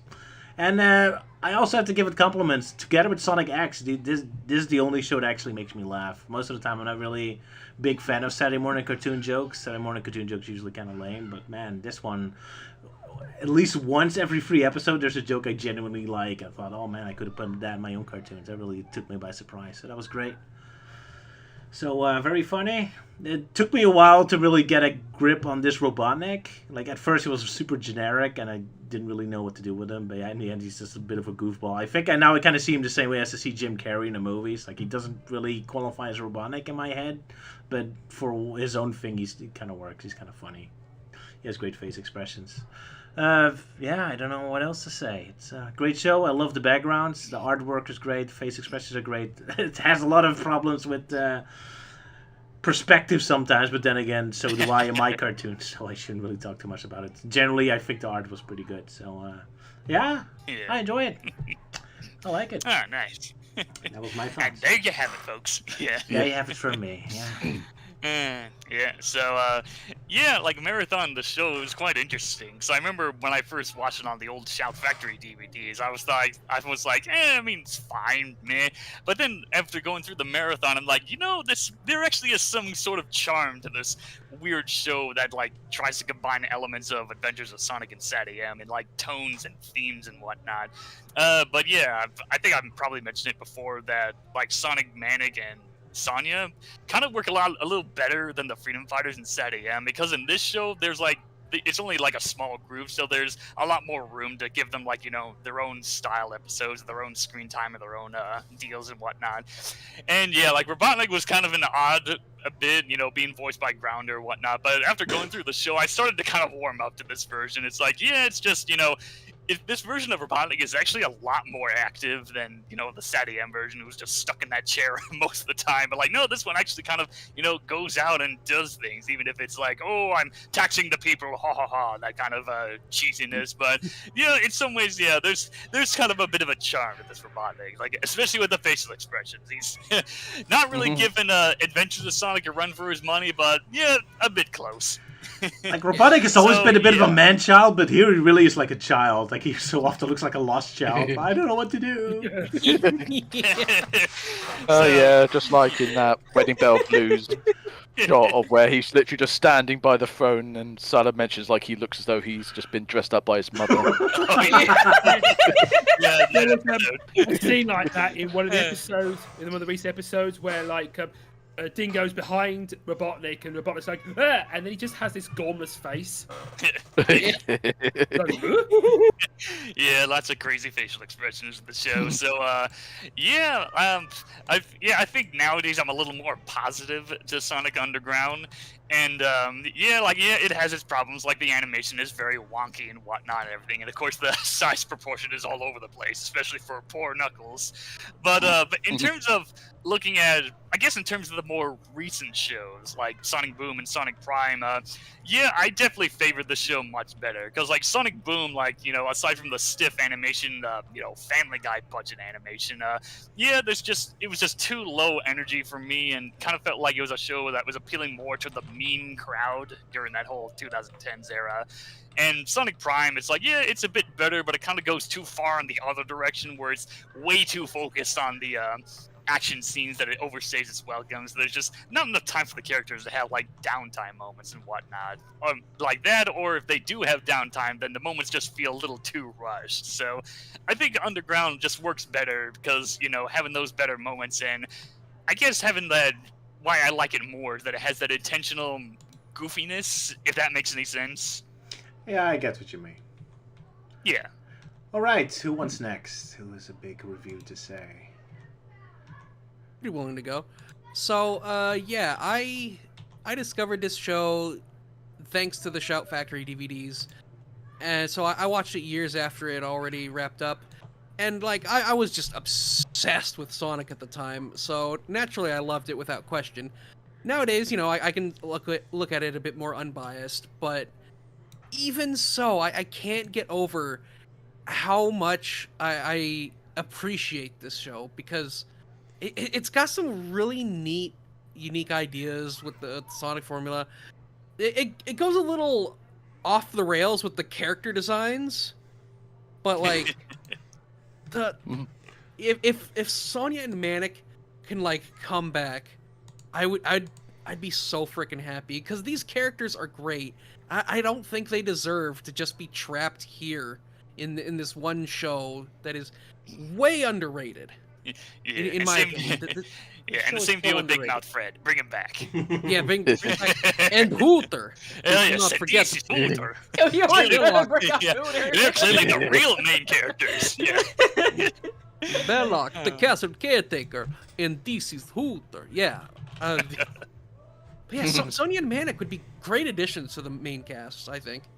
Sadly, Sonic Team really hates the idea of Sonic having families. That's not gonna happen. Yeah. Yeah, that's sad but true. But yeah, I agree. And the world cried. Oh, well. So, Elise, what is your review of this show? Me? Yeah, sure. Yes. Yeah. Oh, okay. Okay, well, I first discovered Sonic Underground after I finished Sonic X, which was, I think, sometime around high school or middle school. And I was looking for the season 4 of Sonic X. Don't ask me why, because I didn't know that it had already ended. And I found Sonic Underground, and I started watching. I'm like, oh, this is interesting. I think I'll take... And then I ended up really liking it, but then it kind of got shelved for a time. But then as I was getting more and more into Sonic, and then when we did this Dissected, I started watching it again, and I'm like, this show is actually really charming. It's like, it's got this charm to it that I really, really like. And as I said, I honestly prefer Sonic Underground over Sad AM. I've seen Sad AM, and yeah, but it's like, and I think Sad AM is good for what it is, but I prefer Underground mostly because, like, well, one of the things is that they are allowed to give Sonic moments of weakness in Underground where he needs to rely on his siblings. It's like he's not the one who instantly solves everything. He can do a lot of things, but he can't do everything. And so it's like there are times where he needs Manic, there are times he needs Sonya, and then there are times where obviously the two of them need Sonic or they need the other. And sometimes they could get out of situations themselves. And so I feel like with Sonic, Sonya, and Manic, there was a great balance between the characters of who's able to like do certain things, and a great team dynamic. And they even had that episode where Sonya and Manic were jealous of Sonic being the fast one. And Sonic learning a little bit of humility by realizing that he has to be a team player. And yeah, I did appreciate things like that, because one of the things that kind of irked me in Sad AM is how all the other characters kind of felt useless next to Sonic, whereas Sonya and Manic, they actually felt like they were needed. Same as Sonic X. So, There's also never really addressed why Sonic gets all the attention everyone else is like ignoring. Yeah, I mean, Sonic X does kind of annoy me in that area, but I will at least give it credit where it does have episodes like the one where Shadow is chasing Tails and Cosmo all over the Blue Typhoon, where Sonic is actually taken out pretty early, so it's up to Tails and Knuckles to fend off Shadow, and they actually do a really dang good job. And so, especially considering it's freaking Shadow, but anyway. It's like, yeah, I love the team dynamic, I love the character interactions, and as Salah said, Sonya and Manic are really good characters, and I would also like for them to come back. Like, not just remain in the show, because these guys are actually really great. They actually really started to grow on me the second time around, especially Manic. As I said, he is the MVP of this show. So it's definitely one of the big takeaways from this marathon stream is that, yeah, we are all very pro-Manic. Yeah. Yes. And here's the thing, at first, when I first saw the show, I didn't really think much of Manic. Like, at first, but then watching it again, I realized it's like, dang, this guy carries the team in a lot of situations. And it's like, yeah, okay, Silver is still my boy. You know, he's still my favorite character, but Manic is a very close second. So don't have them ever meet up. That will be too much power. Yeah. Oh man, if they ever meet up, it's like power overload. They would be invincible. Out of the three siblings, Manic is definitely my favorite after Marathon in the show. Yeah, I also really love his personality. He's great. Yeah, he's just kind of like that kind of guy you just want to hang out, just have a Yeah, chill he's so day. chill. Yeah. It's like, but at the same time, he also knows when to put the goofiness away and become serious. So. The only And problem also, I about do like how. the only problem with him hanging out with you is that he might steal all your stuff. So be careful. Yeah. Just saying. It's too true. Well, as Worth long it. as you're on his good side, then you're fine. Yeah. Yeah, sorry Not for necessarily. I noticed though, like as the series goes on, he becomes less of a klepto. Yeah. Oh yeah, that is true. All right. It's like he only like does it like for like the greater good, but as the show goes on, he becomes less of a of a kleptomaniac. And so Yeah, he only becomes a klepto when the plot needs it. yeah. Although it looks like he did steal all of those gold medals just by being himself. Yeah, like when I designed that thumbnail, like I think originally it was just him holding a trophy and one medal on his vest. But, like, no, like what can I do more to like really show he's the real MVP? So I just put a bunch of medals on his hair. Yeah, just dangling there. He stole all those medals just by being himself. Yep. And Hootel's trying to steal one. Oh, yeah. I unintentionally made it look like. Yeah, I unintentionally just made it look like Hoodoo was like trying to eat one of them or something. Nice. Thinking it was made of chocolate. Oh, Sylvia's asking, how does everyone rate Manic between a scale of 1 to 5? 5. Yeah, 5. yeah, 5 for me. 5. 5. 5, I believe, although Rhino gave him a 3.75. Ooh. Ooh. Ooh. Boo! Flip, Suck! What about you, Luke? Luke. I said 5. There you go. 5. Yeah. 5 across the board. He gets a perfect score! He Yay! gets a perfect score, adding him to the list. Manic as a character. But not Rhino. Yeah. Nah, Rhino's the misery guts. All right, now we've got 5 perfect scores. Yeah. Hey. Someday I found my home. I can do that for you. Justice Calling and Manic as a character. Yeah. Yeah. But yeah, but those are my thoughts on Sonic Underground. It's such a charming show. Is it perfect? No. But it's got a lot of charm to it. It's got some really great music. It's got really great concepts. It's got really good characters. And it's like, yeah, it's underrated. Yeah, like personally, I think the show's very unfairly bashed, and I feel like that's mostly just because like, oh, this guy said it sucked, even though he never never seen the show, so I'm just gonna repeat it because that's what the cool kids are in the fan base. Like, no, like give the show a proper watch. I mean, you can easily find it all free on YouTube or whatnot, but yeah. It's very funny. Yeah. Even if it's unintentional. It's very funny. Yeah. And so I do like. Sometimes on purpose. Yeah. Luke, Right, your so, thoughts. Or someone else. Okay, yeah, like me and you, and we both discovered the show on Disney's Dig It, which was a UK Saturday morning show. I remember when I first watched it. It was kind of like a Sonic fanfic that was adapted into an animated show. You got like Sonic has a family, he has a band, and they have to go on this quest to find their long lost mother. I did find it pretty decent. I remember being very disappointed that Tails is not in the show at all, but they kind of made up for it when we got Knuckles, and I remember like being excited for that because like I always wanted to see Knuckles in a Sonic animated show, and it could I guess Sonya is kind of like an XB of Amy Rose, which she and Manic are both really good characters. Yes, it did have a lot of goofy moments, like with all the Star Wars aliens and all the weird animation errors and the weird faces. Yeah, I remember being very disappointed that it ended early and they never found their mother, because cartoons in that time kind of fell into this kind of trap where they set up like this huge overarching plot line, like they have to find a person, get some MacGuffins, or they have to find their way back home, but it gets cancelled too early, so it never gets fulfilled.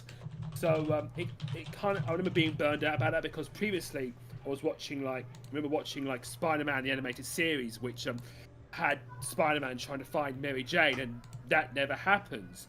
So like, I was thinking like, if you're gonna set something like that up, you should probably like resolve it in a way at the end of the first series, and then the second series could focus something similar or something else. So if I was to end this series of the first series of Sonic Underground, I would probably like they could finally meet up with Queen Elena, but that something happens where they would get separated. So we actually get that fulfilled, but they do meet, but they can't properly meet just yet.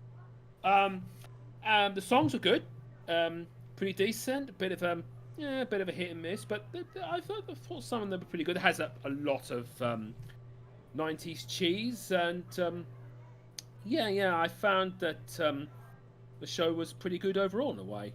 Yeah, it was good.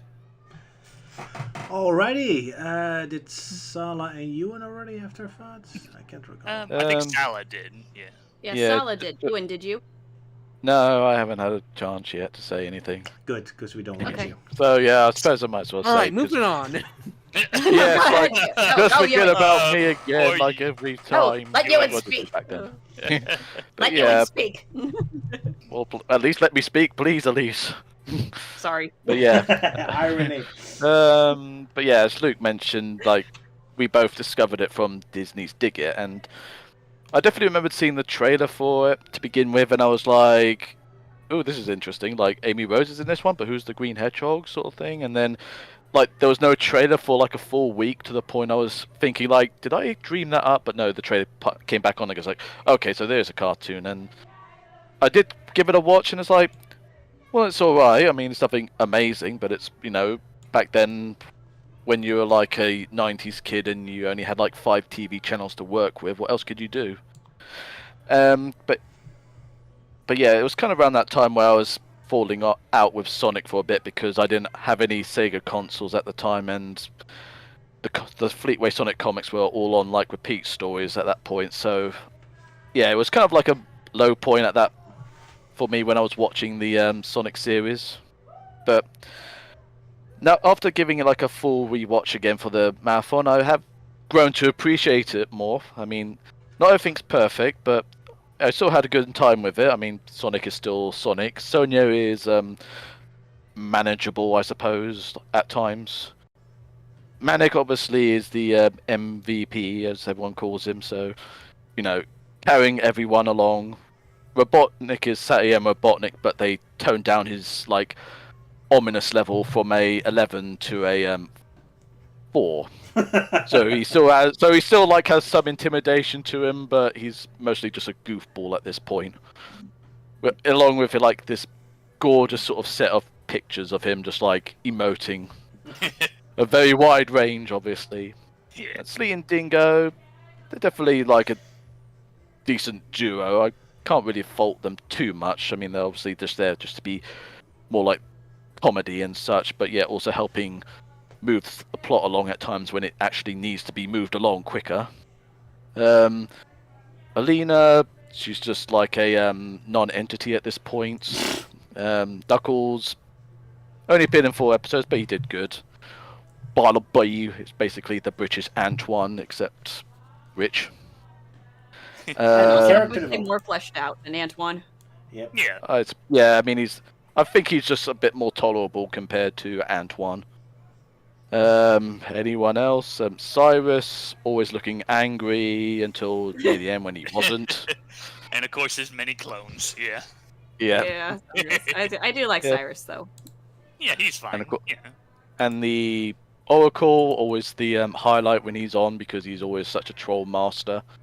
Almost to the point where I'm assuming like, you know, him and Athea are like both in cahoots with each other, because they're both basically can predict the future. They can appear as like, you know, visions to other people, to the point where I'm just and they could give off like cryptic clues to the future. So I imagine like they're just literally just sit down at some points and just drink Scotch whiskey and just laugh about how much they're trolling each other.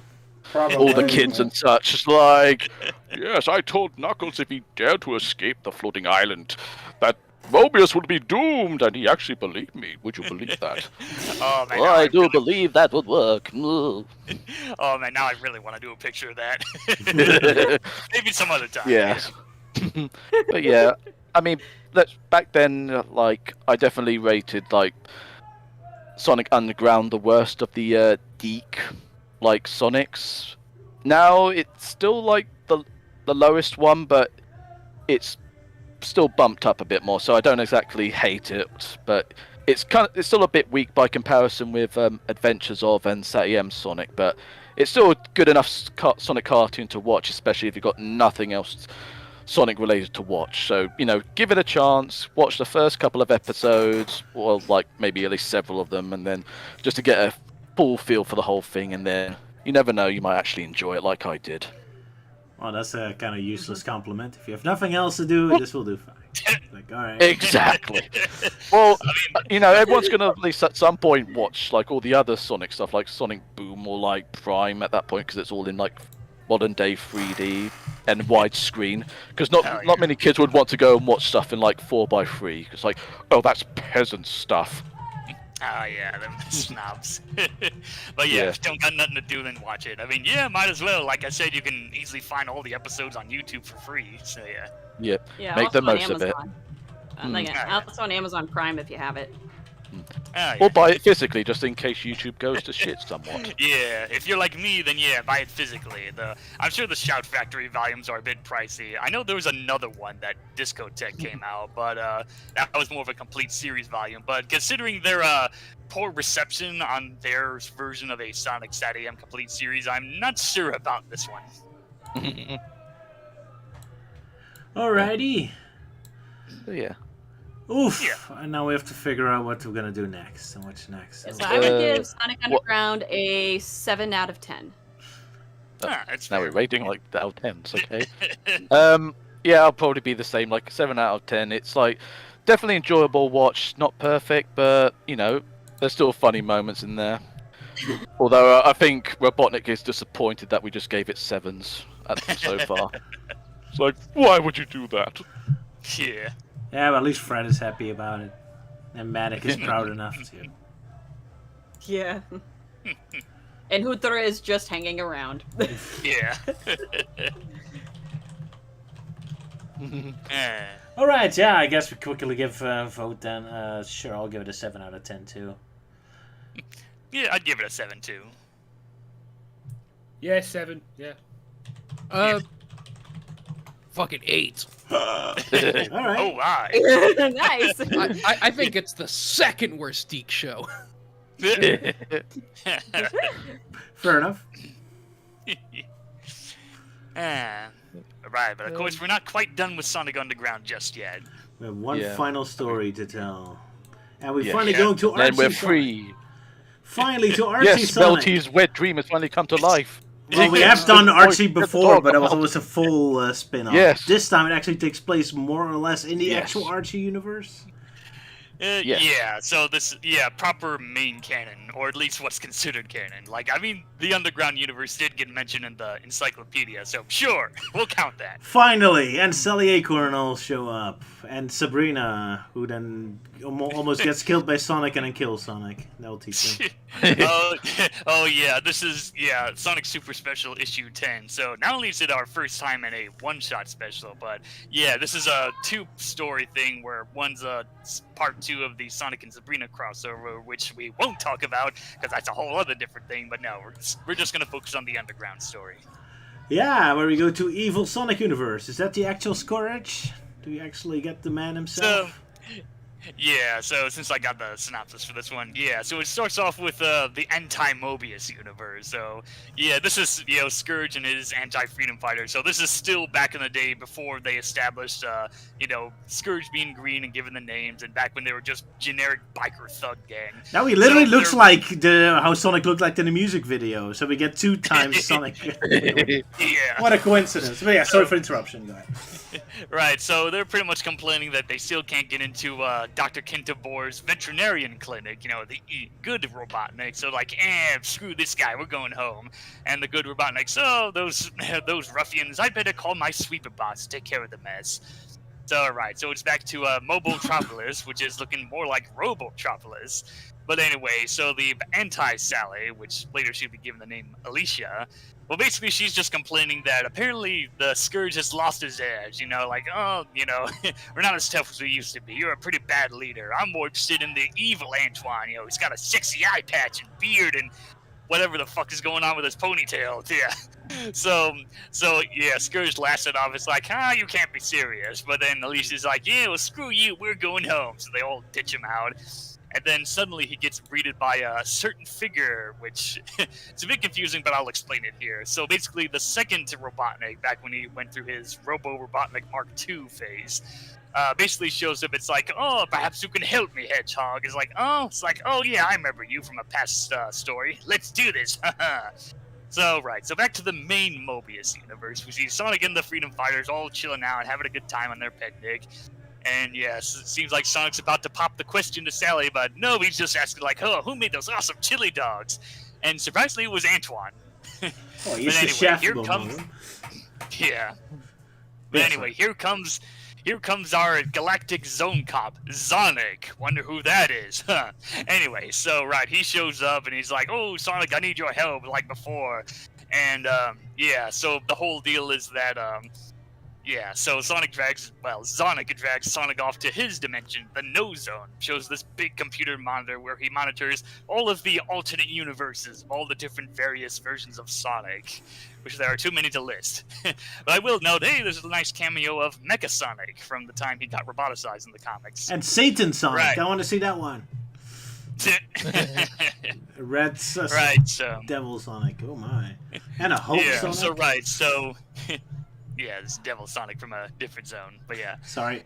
Right, so yeah, so Sonic pretty much lays down the skinny on Sonic that the evil Sonic has been causing trouble. Where in a previous story, there was a time when the one version of Robotnik made this giant robot, and all the various Sonics came together to defeat him and scattered the pieces all over their multi-dimensional. Well, it turns out he's been on a mission to gather up all these pieces to reform the robot. And the reason why that's been happening is mostly because after the original Robotnik's final plan didn't quite go well as it planned, it pretty much created a bunch of broken barriers, so now anyone can easily travel through different dimensions. So, right, so they theorized that there's one zone that evil Sonic hasn't gotten to yet, and it turns out it's the Sonic Underground Zone. So we see Sonic in the game just jamming out to their guitar, rock and roll session, and then suddenly a portal opens up. And at first, the Underground Sonic mistakes Archie Sonic as the Scourge. So, like, oh, crap, the evil Sonic's been here. So, like, oh, you sure I'm the, you know, does he look like this and that? So they talk about this and that, explaining of what's going on. And, of course, after that, then they pretty much give us the full rundown of, like, the show in general. Like, oh, Robotnik came by and roboticized, and our mother, the queen, blah, blah, blah. They separated us because of some dumb oracle elephant guy. And then, yeah, they formed an alliance to form the Sonic Underground so that one day they can reunite with their mother and, you know, be together again and overthrow Robotnik, blah, blah, blah. Right, so, yeah, so they decided, like, okay, so, you know, we gotta find out where this zone, you know, where this evil Sonic is and where the robot parts are, you know. And then we cut to evil Sonic, who's been busy, gathering up the parts, who's been taken by Sleet and Dingo, which, funny thing to note, this is the only time Sleet gets any dialogue. Right, so, yeah, so he goes to the Robotnik, which he mistakes as Robo-Robotnik Mark II during his disguise phase, so, you know, they both look the exact same. But it turns out Underground Robotnik has no idea what is going on. It's like, I don't like you. I'm throw you in the cell to roboticize you and make better use of this robot Borg that you brought me. Haha. So, yeah, that's going on, and the second Robotnik's looking over from a monitor or something. It's like, well, shit, that didn't work. Oh, well, I guess I'll cause trouble another way. So he leaves the base while Underground Robotnik has some fun with the giant Borg. So, like, I shall finally destroy the Resistance, and nothing will stop me. So, right, Archie, Sonic, and the Underground gang are talking a bit, so they come up with a plan. So, Underground Sonic taunts his Robotniks, he runs out, and, yeah, sends out a missile. I'll finally destroy you, Hedgehog. But it turns out, oh, he's just the distraction. The Archie, Sonic, and Sonic suddenly show up in a portal inside the cockpit. It's like, wait, how are you here when he's over there? And then, yeah, the underground Robotnik runs in with the missiles still following him. It's like, oh shit! And then through that portal, they pretty much bust open the glass and drag Robotnik and everyone through that portal. Just enough time before the giant robot goes boom. Or kerfoom, as the comic says. But no curve, Kufum. It's not Sonic Boom, unfortunately. No kerfoom, yeah. So meanwhile, Sleet and Dingo are like, oh yeah, you think we're gonna get our reward or something? And then they bump into these hooded guys, which apparently they say they're aristocrats, which, okay, what the hell would an aristocrat would look like that? But, right, so it's actually Sonya and Manic, they're busting Scourge out of that dimension, mainly because, he doesn't belong in his zone, and Sonic takes him away to imprison him in his zone for, causing all this trouble and whatnot. So yeah, another job well done. They all go back to their zones, and underground Sonic's like, well, the team's like, oh, you think we're ever going to see them again? Well, only time and space will tell, which, spoilers, never happens. So, right, so everything's back to how it was for the zones and whatnot. And before Sonic calls it a day, the Scourge is like, wait, what about me? What about my team back in my zone? It's like, oh, don't worry, they're filled in by... Which, in Archie Sonic, there's a character in Jeffrey St. John. So, of course, in this one, there's an evil Jeffrey St. John, which apparently traumatizes Scourge so much that he faints. And then Sonic's like, finally, I can have some chili dogs, which, yeah, gives us a silhouette like, oh, it's our first glimpse of who this character really is, which I might as well get it out of the way. Yes, he's just an alternate version of Sonic from a different universe. As if the name wasn't obvious enough already. Yeah, that was pretty obvious, jeez. But... Yeah. So, yeah, that's the random crossover they did for Sonic Underground, which I did look into it ahead of time. It's like, yeah, this story, in terms of dates, yeah, this does come out first, so that does kind of explain why they didn't do much with it and why Sleet and Dingo look so mismatched. Yes. And the weird thing is, the scans I got were from the graphic novel preprints, and, they sometimes might fix details here and there. But even then, they still stick with the weird color schemes that the comics gave them. Whoops. No, I like Dingo's green hair. Yeah, with green hair and, Sleet being made up of all kinds of random colors. Yeah. It's so weird. Pretty much. I can only imagine they had very little to work with in terms of info, because this was still the very early days of internet, and Underground wasn't that widely known in terms of availability. Yeah, when you look at when they do the recap of the show, they got a lot of details right. Although Uncle Chuck looks kind of weird, but like a lot of the parents of the heroes and all look correctly. So yeah, they even featured the weird alien creature looking dude, but sadly no Big Mouth Fred. Nope, a missed opportunity. Just... And Oracle looks way too cool. He looks yeah, more that's so much more mystically cool. Yeah, he definitely looks more like a regular elephant in this story. Yeah. Oh no! He looks like that character from Star Wars with the long snout. Oh yeah, yeah. The musician. Oh boy, yeah. Oh, fitting with Sonic Underground. In A New Hope, there was like this guy hiding in the background who was like some kind of spy for the Imperials. Oh, the stupid laugh, giggly guy. The one that goes sort of sounds he was making. Yeah, those weird bits. All right. I think it's like Elephant Mons or something, but I could be wrong. Fair enough. Yeah. It's been a while since I saw the movie. Blasphemy, I know. Anyway, speaking of weird references, man, the people in the crowd shot almost look like Muppets, like Kermit the Frog, and even a pig with Star Trek clothes. Wasn't there a skit of that? Pigs in space. Yes. And Lola Bunny. Well, yeah, it looks more like a chipmunk, but yeah, it definitely has that Lola Bunny-ish design. And Howard the Duck, why not? I see Mickey Mouse as well. Oh yeah. Oh yes. There we go. Well, there you have it. Mickey Mouse exists in the Sonic Underground universe. Well, it is owned by Disney, sort of, but the channel that's usually been aired on. Fair enough. Oh yeah, that is quite ironic because years later they Disney XD, when that was a thing, they actually did show reruns of Underground. Alrighty, cool. But yeah, not much to say. This is much of a story. Manic doesn't get to do much, or Sonya. It's just well, except he swiped the keys. So at least I got that right where he just yoinked stuff without anyone noticing. Fair enough. That was pretty cool. Yeah, and also I really like the big giant robot. It's like smashing it, and the scene where Sonic tries to lure him into the countryside. It was kind of almost like what happened in the second movie, in a way. Oh yeah. Yeah. You can imagine it going, come and get it, Yeah, come and get it. Come Yeah. and get it. Come and get it. Oh, I can't be bothered with this. Here's a missile for you. Yeah, it's like the same deal, just like in the movie. So I guess this comic was predicting the future. Fair enough. Also, despite this Yeah. fact we see Devil Sonic, he isn't evil because Evil Sonic is evil. So there must be a good Devil Sonic. Yeah. That's nice. Yeah, quite a lot of crazy random Sonic and different things. Like, oh, it's Batman Sonic, Polygon Sonic, and of course Archie Sonic. And even a Musketeer. Yeah, that's kind of fun. I was surprised to find out that apparently Sonic got his green eyes before, but evil Sonic just stayed looking like classic Sonic. Oh yeah, there's a really weird explanation of how Sonic got his green eyes in Archie Sonic. Oh, boy. It basically boils Yeah. down to, oh, we used the Super Emeralds one time, and then boom, suddenly green eyes. Oh, And well. also And buckles buckles. on his shoes Oh yeah. somehow. Also, Yeah. when you see Sonic like face on, it kind of looks a bit jarring because it looks like an arrow or like as a Christmas tree.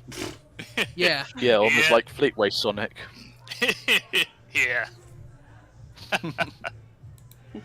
That's why Also, cartoons are almost never does- seen for that shot. Always looks bad. Sorry, Sonic, go ahead. Sylvia's palette, or not Sylvia, Sonia's palette. Not Sylvia. Sonia's palette really bothers me because like she's red and black pretty much almost completely. Yeah. Yep. Like except for her hair and her belt, she's just red and black.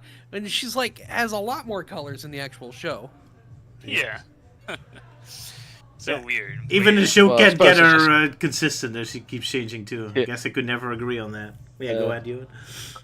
I suppose it's just because that the artist was like putting in so much like extra dark shading on her. Yeah, probably. Heavy Perhaps. contrast shading, I think it's called. All right. Yeah. And of course, the way they just also react to how, like Sonic talks about Princess Sally and Tails, and like Sonic's like, Princess Sally. Yeah, why? And Max Based like, on what? And Tails, what kind of name is that?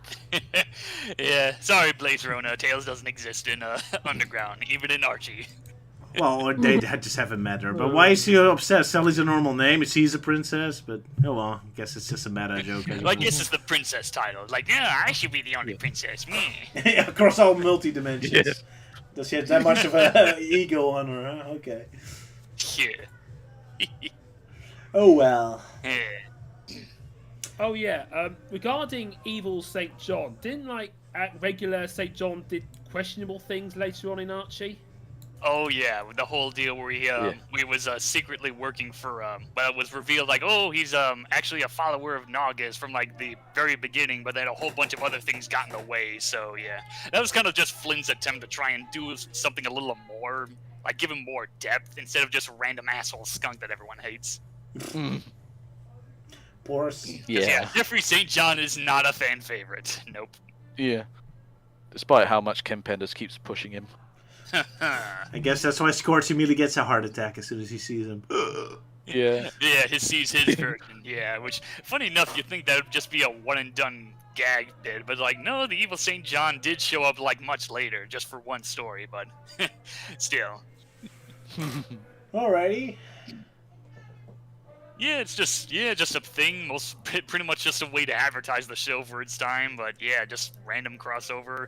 Pretty much the only time that Archie Sonic had a more active crossover with that. Well, of course, Sonic Boom happened much later. But yeah, in terms of the old shows, yeah, this is the only time. Alright. Then again, it itself is sort of a spin-off crossover with Sonic CTM, so that's kind of weird. I'm kind of disappointed that Sonic didn't show up in the Sonic and Mega Man crossover, because he looks like a mix between Sonic and Mega Man. Yeah. Well, blame it on the lawsuits. Yeah. Luke, go ahead. I did look online that there's a somewhat a fan continuation of Archie, and there's sort of like a fan version of Sonic Underground where it's like trying to do its own ending. Oh yeah, because it's when during the development of Sonic Universe issue 50, the original plan for that was that it was going to be the Sonic Underground epilogue. So like, the show finally gets an ending, but that ended up getting shelved for a story that focused on Shard, the original Metal Sonic, going up against Metal Sonic. So yeah, and God knows if Lost Hedgehog Tales is ever going to be a thing. But yeah, Archie Sonic Online decided to do their own take on the idea. All right, cool. Maybe we'll talk about that one day. When we finish all the official comics, it's gonna take forever. Yeah, 290 issues. Yeah, so much left for Archie Sonic, and like 87 issues for Flickly Sonic if we get back to that. But yeah. Poor Roger. The thought of how many comics he has to do is literally the same reaction as Evil Sonic did to Evil St. John. It's like. Yeah, at the pace we're going, I feel like the only time we're gonna properly marathon Archie Sonic is if we've completely run out of Sonic things to talk about. We'll see, but right now we have to figure out what to do next. We finished Sonic Boom, we finished Sonic Underground. Boy. Yeah, so, in terms of the shows, I'm open to suggestions, And then in terms of literature, we can maybe do like smaller stuff for a while, like the French comic that Roger mentioned last time. Yeah. Or maybe go with Rhino's suggestion, where we go back to covering the Sonic X comics, because I know we did a few of them. Yeah, they were fun. Yes. So in terms of what's left to cover for the Sonic X comics, there's only like 37 issues. That's still quite a few. But still, all right. We'll figure out what to do next. Which kind of begs the question to Elise what she's going to do, because now she has a proper job, as he only came here for Sonic Underground. So, what are you planning? Want to stick around as a main guest, or are you going to go back to Eddie and obscurity? Blaze her own occasional guest spot again? Because you're going to be... I don't know. I'll have to see how things go. Yeah, Alrighty. Just wait and see. But yeah, just doing all this with you guys was fun. So yeah. All right. Well, I leave the decision up to you. So invitation both ways is open. What did you say, Euan? Because you always had like a good laugh with us. Yes. Yeah. All right. I guess we'll discuss that in our own time. But for now, as well as what to watch. Indeed. For the future. Now it's goodbye for Sonic Underground, sadly. I'm gonna miss it. Yeah. I'm gonna miss it. It's a goodbye to Sonic Underground and all of its wackiness. Farewell, Sonic Underground. It was fun. We salute you. We salute you. We salute you, Panic, and Big Mouth Fred, and Hooter. With one last honorary thing to do, and that's sing the intro song. But we're gonna leave on that. Yes. For now, does anyone have any last statements to make for the stream? Bring back Manic. Yeah, bring back Manic. Bring back Manic. There we go. And Sonia. Sonia's MVP. Yeah, well, my final thoughts is just, just don't copy someone else's opinions on Sonic Underground, because 90% of the time, they've never actually watched the show. So yeah, go watch the show for yourself to make your own judges. It's easily accessible, so there's no excuse to, sit on it for so long. Fair enough. Yes, what he said. All right, then that'll be it. See you next time, folks. Bye-bye. Yeah. Oh, of course, we end with one more thing. Yeah. Yes. The video. Yes. One last thing. Yeah, and with our triplets born, the throne awaits. A seer warns of a deadly fate. Give up your children, separate. Bide your time, lie in wait. Sonic Underground! Sonic Underground! They made a vow their mother will be found! The children grow, learn what's right. Leaders of the freedom fight, they seek their mother, she knows they do. Is it time? If she only knew, will the prophecy come true? Sonic Underground. Sonic Underground. I long for my children, but I have to wait. To act too soon could seal their fate. They made a vow, their mother will be found. Sonic Underground! I hate you, Sylvia, for making me do this.